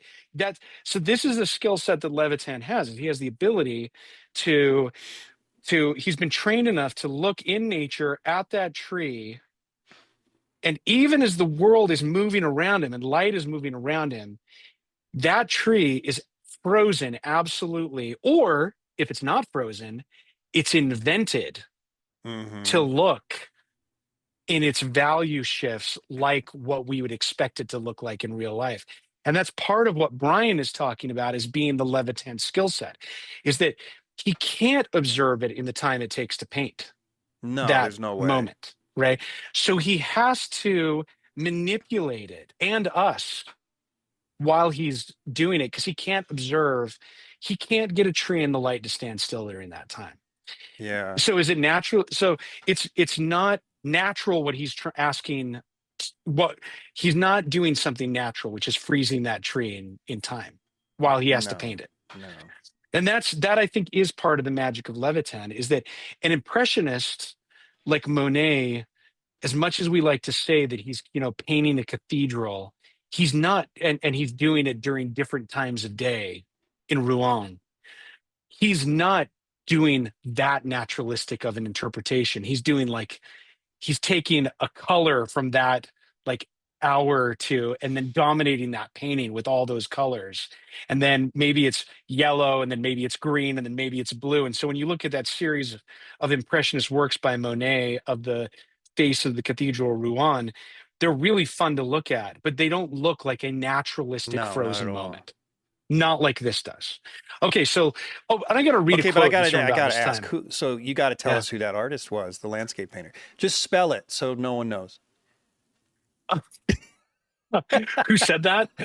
No. I'm not going to say it. I'm not going to say it. So so this is painted from 1885 to 1889. He goes to Crimea at that time. He's not 26 years old when he says this. This is a quote I got. He said, "Last evening, I climbed up on a cliff and looked down at the sea from the top. And you know what? I started to sob. I started to sob violently. It was so there. That was eternal beauty. Hmm. That was where a human being felt his own nothingness." Is it this one? So here's a guy who's 26 years old. I don't know if it was done then, but I mean, this is a, before we go to that one, Okay. which is a little later. Yeah, let's go to one that's done about a few years after the one we just saw, which is, it has a bridge and a onion dome monastery in the background. Keep going. Okay, I know we're gonna look at that one in a minute. Bridge and it is this. Yes. Oh my gosh! See, Okay. again, the light. So this is called a quiet monastery. Okay, so he paints this in 1890. He is 30 years old when he paints this, and he paints this more than once. So put this one up next to the same subject. It's a little lighter, and it's the same subject but pulled back even farther. And we'll look at the two together. Yeah, that one right there. Put them side by side. Same. Oh my gosh, how does he capture that light? It's unbelievable. Same subject. So, the one of the things that, if we had his studies in front of us, which I had really low resolution ones I could have brought, but I think I can just tell you, the clouds in the sky look nothing like his plein air pencil, and they're pencil, the ones that I saw. Yeah. They look nothing like it.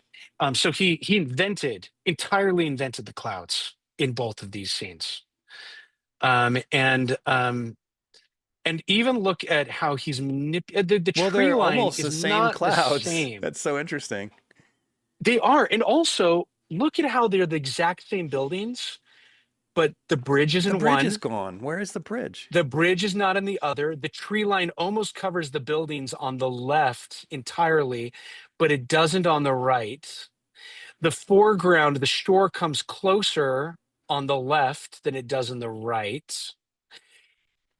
He's Huh. clearly like manipulating the scene in a way that is not real. Like, Yeah, this is what I don't know Brian's which talking one of about. these, I don't know if one of them is real and one of them I bet isn't, neither right? of I don't them know are. how real they are. But like it is, I mean, it is shocking how naturalistic they both look. The one on the left is 2 years earlier. The one on the right is 2 years later than that other one.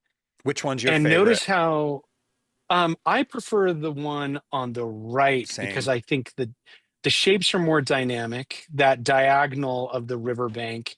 And I think he's also that simplified tree line on the left Oh my gosh, we have the same taste, versus dude.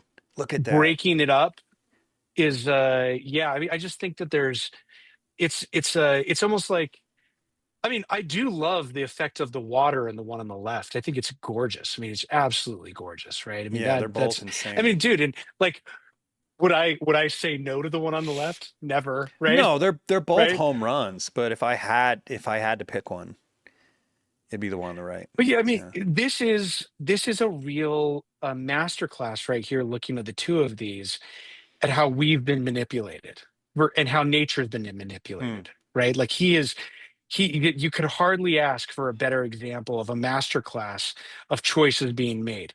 Do you make the tree line a straight horizontal? Mm-hmm. And do you take a bridge that leads you from the foreground to the middle ground to the background? Right? Or do you get rid of those things? Do you create a foreground that's diagonal and then goes up with kind of things on the right and risk distracting? Or do you, like, you know, make all these horizontals? I mean, there's just really fascinating minor choices. And to me, this is what makes a landscape painter's work so hard and brilliant when they get it right. It's all these tiny editing choices, right? Of Mm-hmm. like, do you the one on the right is arguably way less controlled in in the shapes that are being formed, because you've got a lot of horizontals on the one on the left and you don't as much on the right. Mm-mm.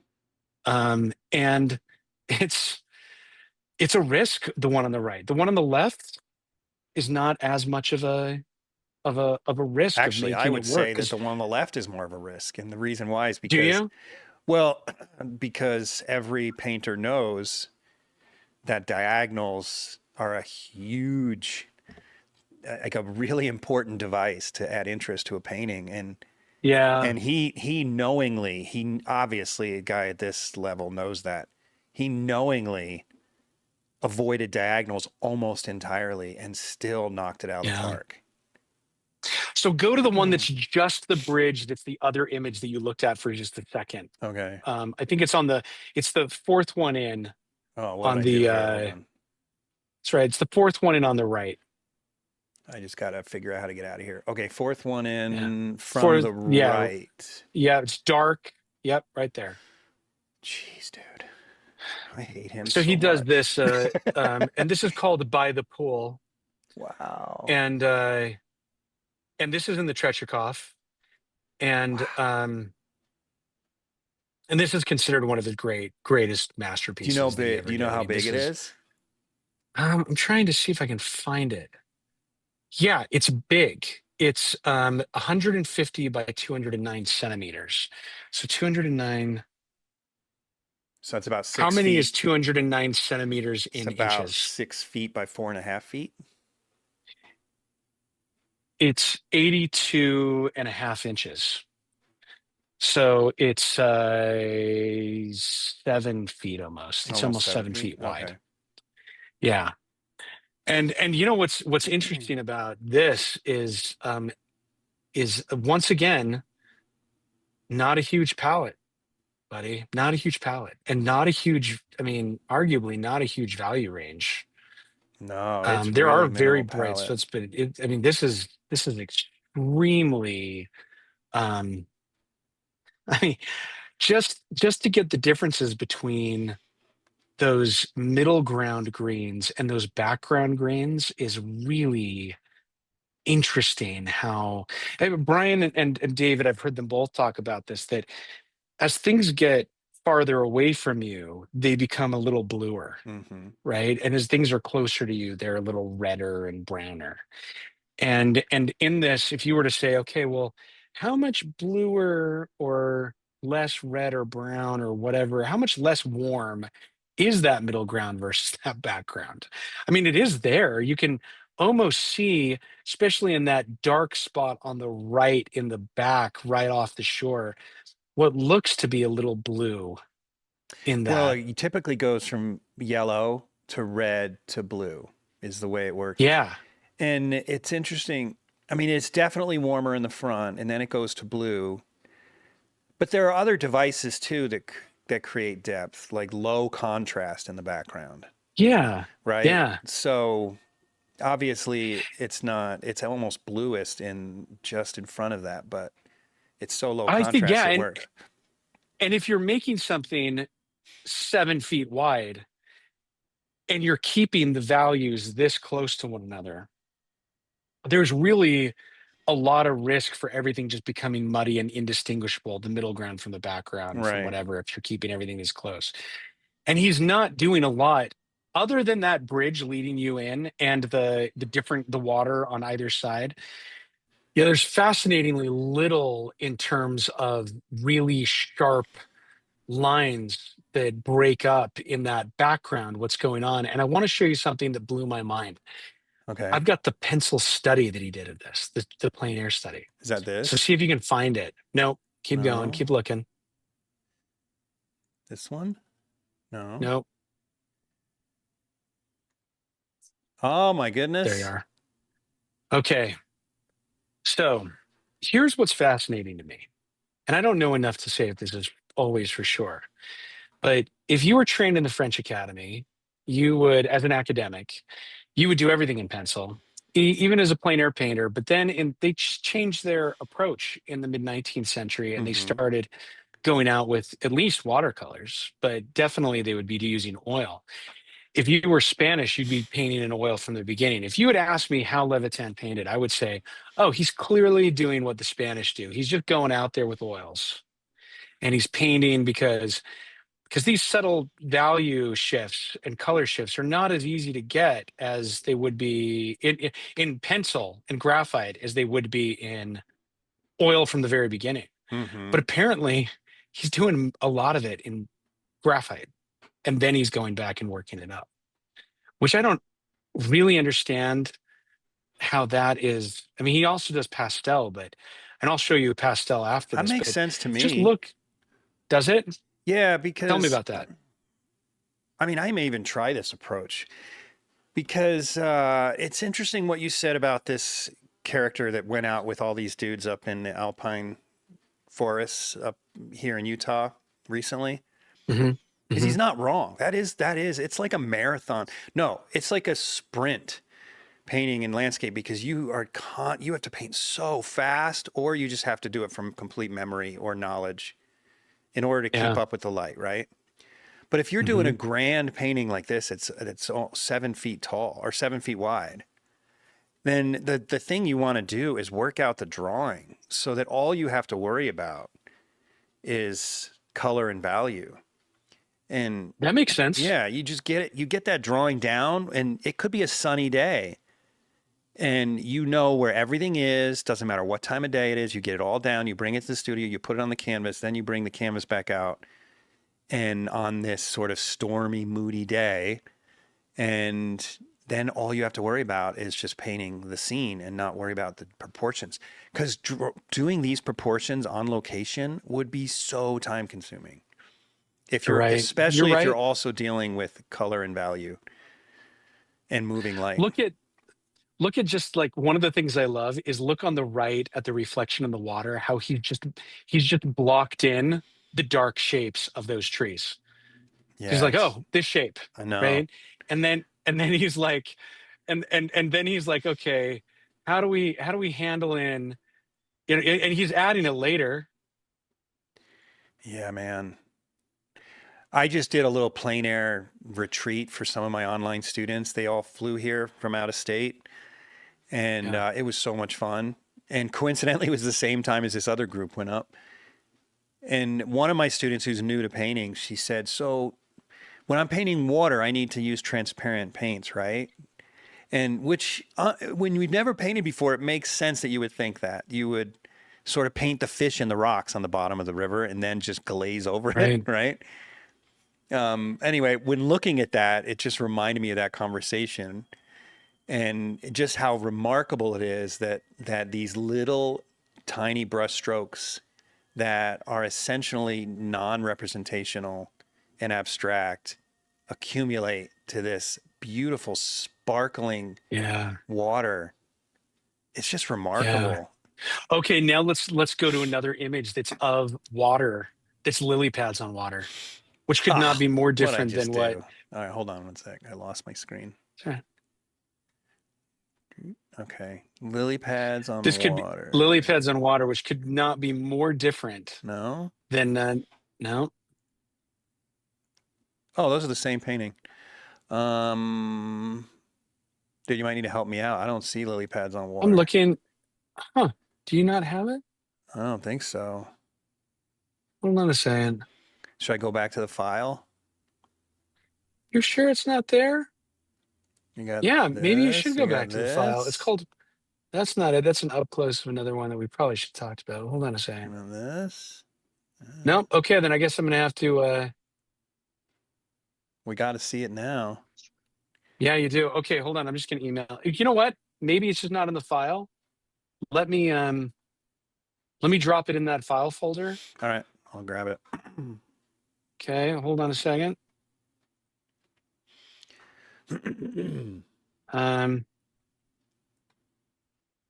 Oh my heck, Micah.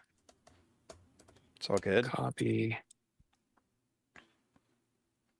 Okay, it's called Levitan Lily. It's not huge. It's the biggest one I could find. Levitan Lily. I just dropped it in that folder. Oh, okay.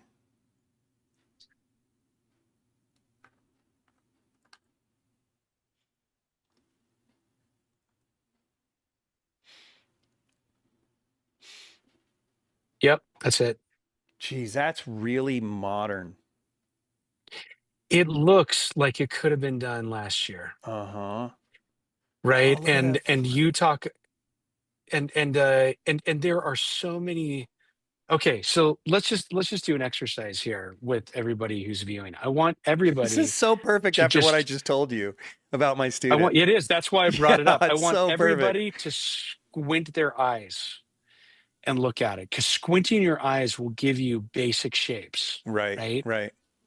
I love that And you know look at that. how and look at these basic shapes that he's pulling out of here. There are very strong value of and but the basic shapes, it's almost like there are two diagonal circles that are kind of linked to one another that are pulling you back. They're kind of like ovoid. He's not it's almost like he drew like a parallelogram in with the lilies and then another shape on the other side. This is not how nature grew these at all. Mm-hmm. Right? This is not at all how Mm-hmm. nature grew these. It's a diagonal image that's pulling you from the foreground into the background. We're totally being manipulated here in really, you know, and it's obvious when you squint your eyes that he's looking at these shapes and he's working. Once he's got the shapes down, this is kind of the structure. Then he starts getting into amazing detail on each piece. But then if you notice, like in the foreground, the lily pads are way more detailed than the ones that are going back. But our brain starts creating, detail as it goes back, and he knows that Mm-hmm. our brain does that. It's just like, I mean, we've seen Levitan looking with a giant telescopic lens at a landscape now, right? And now we're looking at him up close at a scene. And he's just as good up close. Mm-hmm. And he makes this up close scene look like a giant landscape with its composition. He's just, I mean, I don't know, Jeff, like when I was telling to Brian, I was like, well, can you break down for me what he does that's genius? It's like, and this is where it's like, you want to say, oh, there's a gimmick. There's a young genius gimmick. There's an Andy Warhol genius, and it's the use of purple, you know, it's this thing, or it's this thing. No, it's just like, it's the acute, it's so many tiny choices that he's making that are the kind of thing that an old master would do. It's not simple. It's just, he's only 35 when he paints this. Man, And it's great composition, unbelievable. great concept, great craftsmanship. That's, I mean, there's no shortcut. He's just got everything. Okay, now I want you to see what he does with let's get me back to the other images. Okay. That painting, you know, and you know, we could look at a couple more, but let's just stop on this painting for a minute. This is the last painting he ever does. He does it in 1900 when he was about, and it's unfinished. Is it? Wow. Yeah. Yeah, he didn't sign it. He left it in the studio unfinished. And so this is what an unfinished Levitan looks like. What would a finished version of this look like? I'm not entirely sure. I mean, it doesn't seem to have, I don't know. Looks great. It's to interesting. me. It looks more impressionistic. Yeah. But it just goes to show you, like, how much is there when he's doing an unfinished, how much he's working up everything at the same time. It looks like it's not like he's like leaving one part blank as he's going. Yeah. Even the textures are interesting. But how aren't big they? is this one? I mean, is it possible it is close to finish because is it a small study? I don't have a good, I should have had There are that. so I'm many sorry, but artists I that would don't. call this finished. It's hard not to. I know. It's hard to know what he would do. Those houses don't look finished. The houses. Yeah, in but the that's what I'm background. saying. Is it a small study? Because if it's small, then they do look finished. I don't know. If it's huge, well, obviously, then you're going to need to put more into it. Well, not necessarily, but he would have probably. You know what is interesting to me about this is how much more jewel-like his colors are in this. How much, you know, his blues are very like blue, and it's not the same really restricted palette that we've seen in other works. Yeah. He's got a winter scene that, if you want to bring it up, that is also very I mean, it's not as jewel-like, but I love that one too. And you know, when I saw that But see, one on this the one's right, I finished. thought, this one's finished, and it is it finished. looks like this one in completion. And the one on the right looks to me like it could have been done in those Soviet Impressionist schools in the 50s, 60s, and 70s. That absolutely looks like thousands of Russian Impressionist scenes I've seen from the mid 20th century on the right. Well, see, that's what that's what they took from Levitan. Exactly. I was thinking that earlier. How ironic is that? That they tried to kick him out of their country because he's a Jew. And but he managed to stick around, and correct me if I'm wrong, but it seems like he, if not the only one, was one of the key people that made Russian art look the way it does today. He did. And I think if, you know, and he's not even Russian. Well, I mean, he's a Russian Jew, right? The Russians wouldn't have called him that. He would have called himself Russian, but they wouldn't have called him Russian, right? They would have said, no, he's a Jew. And so you're right. But you're I thought he came from right. He came from Eastern Europe.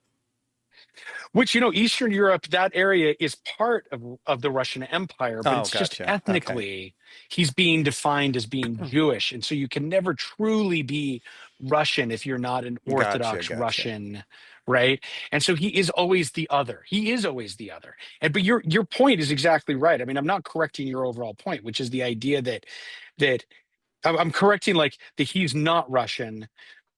Small like interpretation, because they say he's not Russian. He would say he's Russian, right? Okay, gotcha. But they absolutely, with your larger point, absolutely, you're right that he He's an outsider. He doesn't understand us. He doesn't get us. He can't paint our landscape. And then he becomes the definer of it, You know, right? it's so I ironic. mean, it's amazing that that's what happens with him.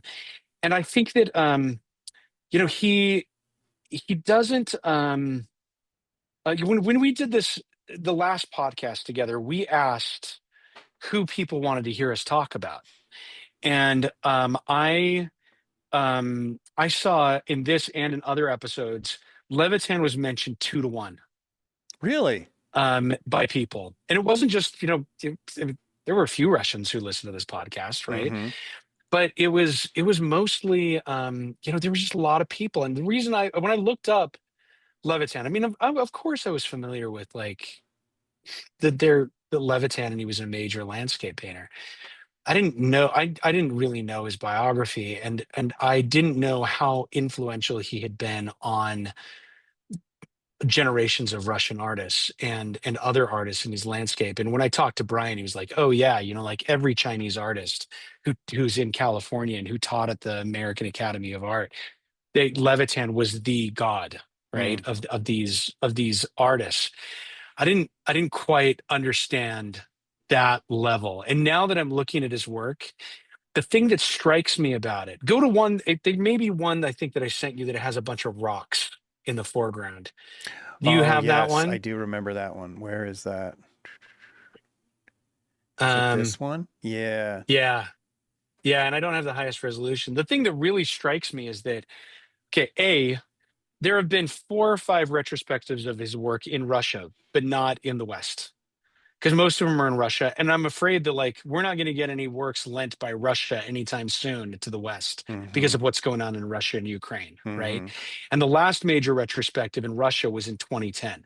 There aren't any great books on him in English or even in French, or you know, there's 1 or 2 in German that are okay. There's been a great relationship over the years between Germany and Russia and the sharing of these kinds of paintings and art history.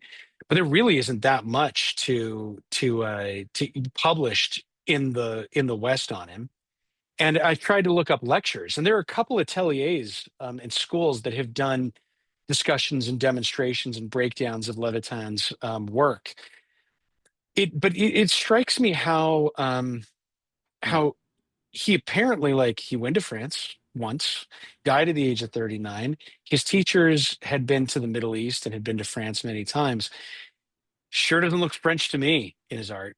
This is not French art, right? This is not Mm-mm. German art. This is its own um alien genre of art. And that's why I think, like, is this naturalism? Is this like, I mean, who, I don't even know if any ism fits this or should. Like, it should not be like forced into a square peg that's forced into some kind of round hole somewhere.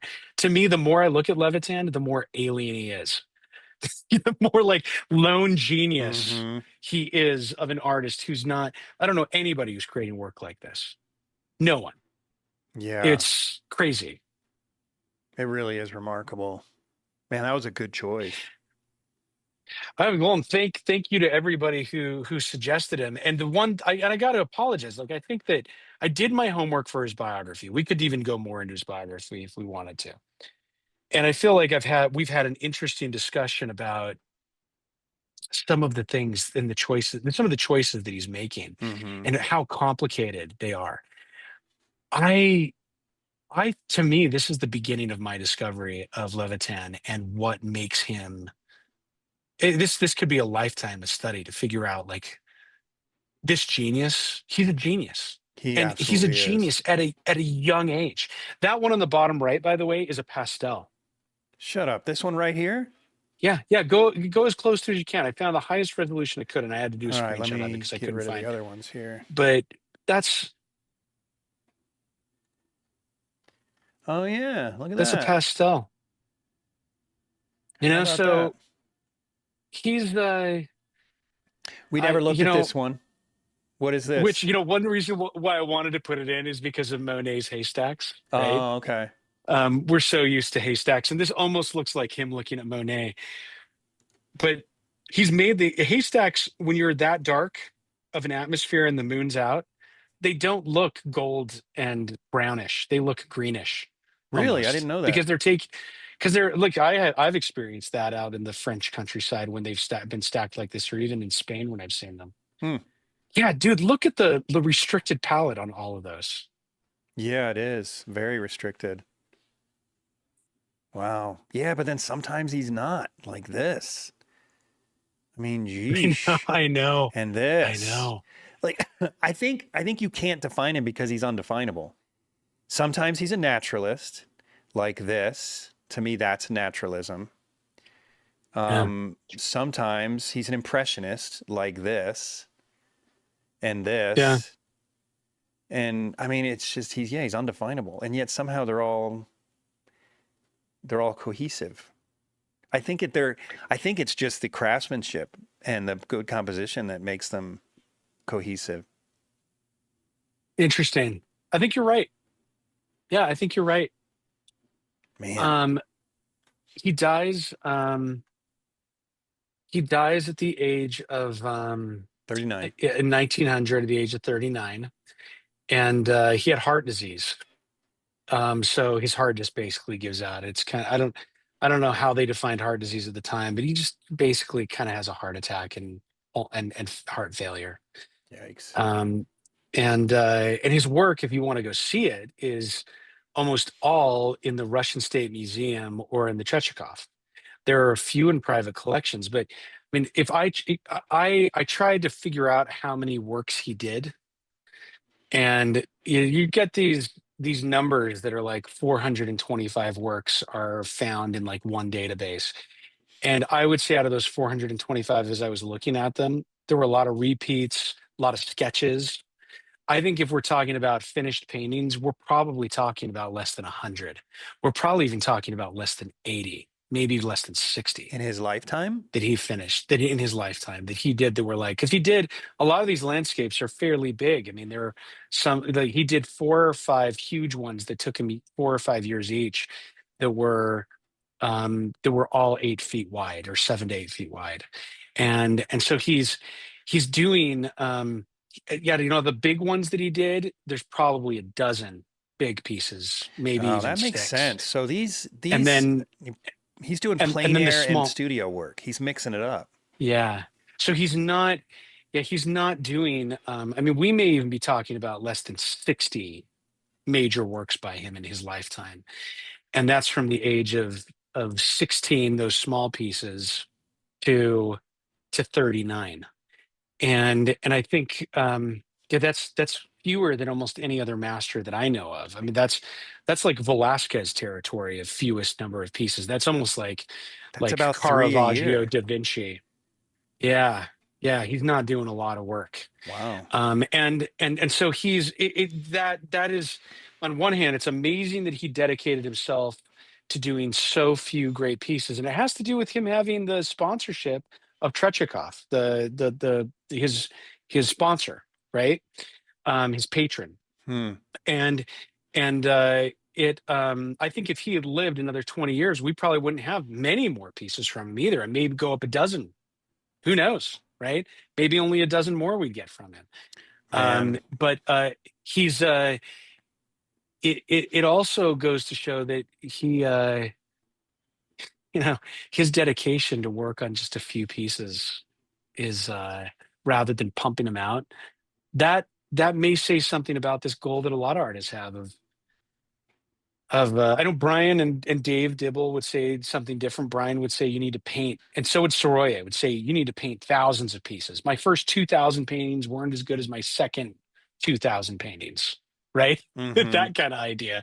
Versus you've got a patron and a stable life, and you're an eagle raising a few young versus, like a turtle leaving a bunch of eggs on the beach, right? Great It's analogy. it's I mean, I don't know if there is a right answer or if it just depends on the artist. Well, But I I don't think you could have artists like this if it weren't for patrons, because if he's yeah, doing 3 paintings a year and some of these landscapes are 7+ feet, and I mean, there's so much attention that goes into these things. It's just, yeah, You almost have to appreciate the patron as much as the artist in a way, because Yeah. Man, thank goodness for people that invest in talent. Yes. At the same time, problem with having so few pieces is that they're all in Russia for the most part, right? And so Mm-hmm. hopefully we'll all get back to a saner world where Russia and the West are at peace, and we can all go back to the Hermitage and the Tretyakov and the State Museum, Mm-hmm. and we can see these works. Or sorry, the Tretyakov and the State Museum, the same thing. But we go back and we can see these pieces, because I think we need as much diversity in our artistic gene pool as we can get, right?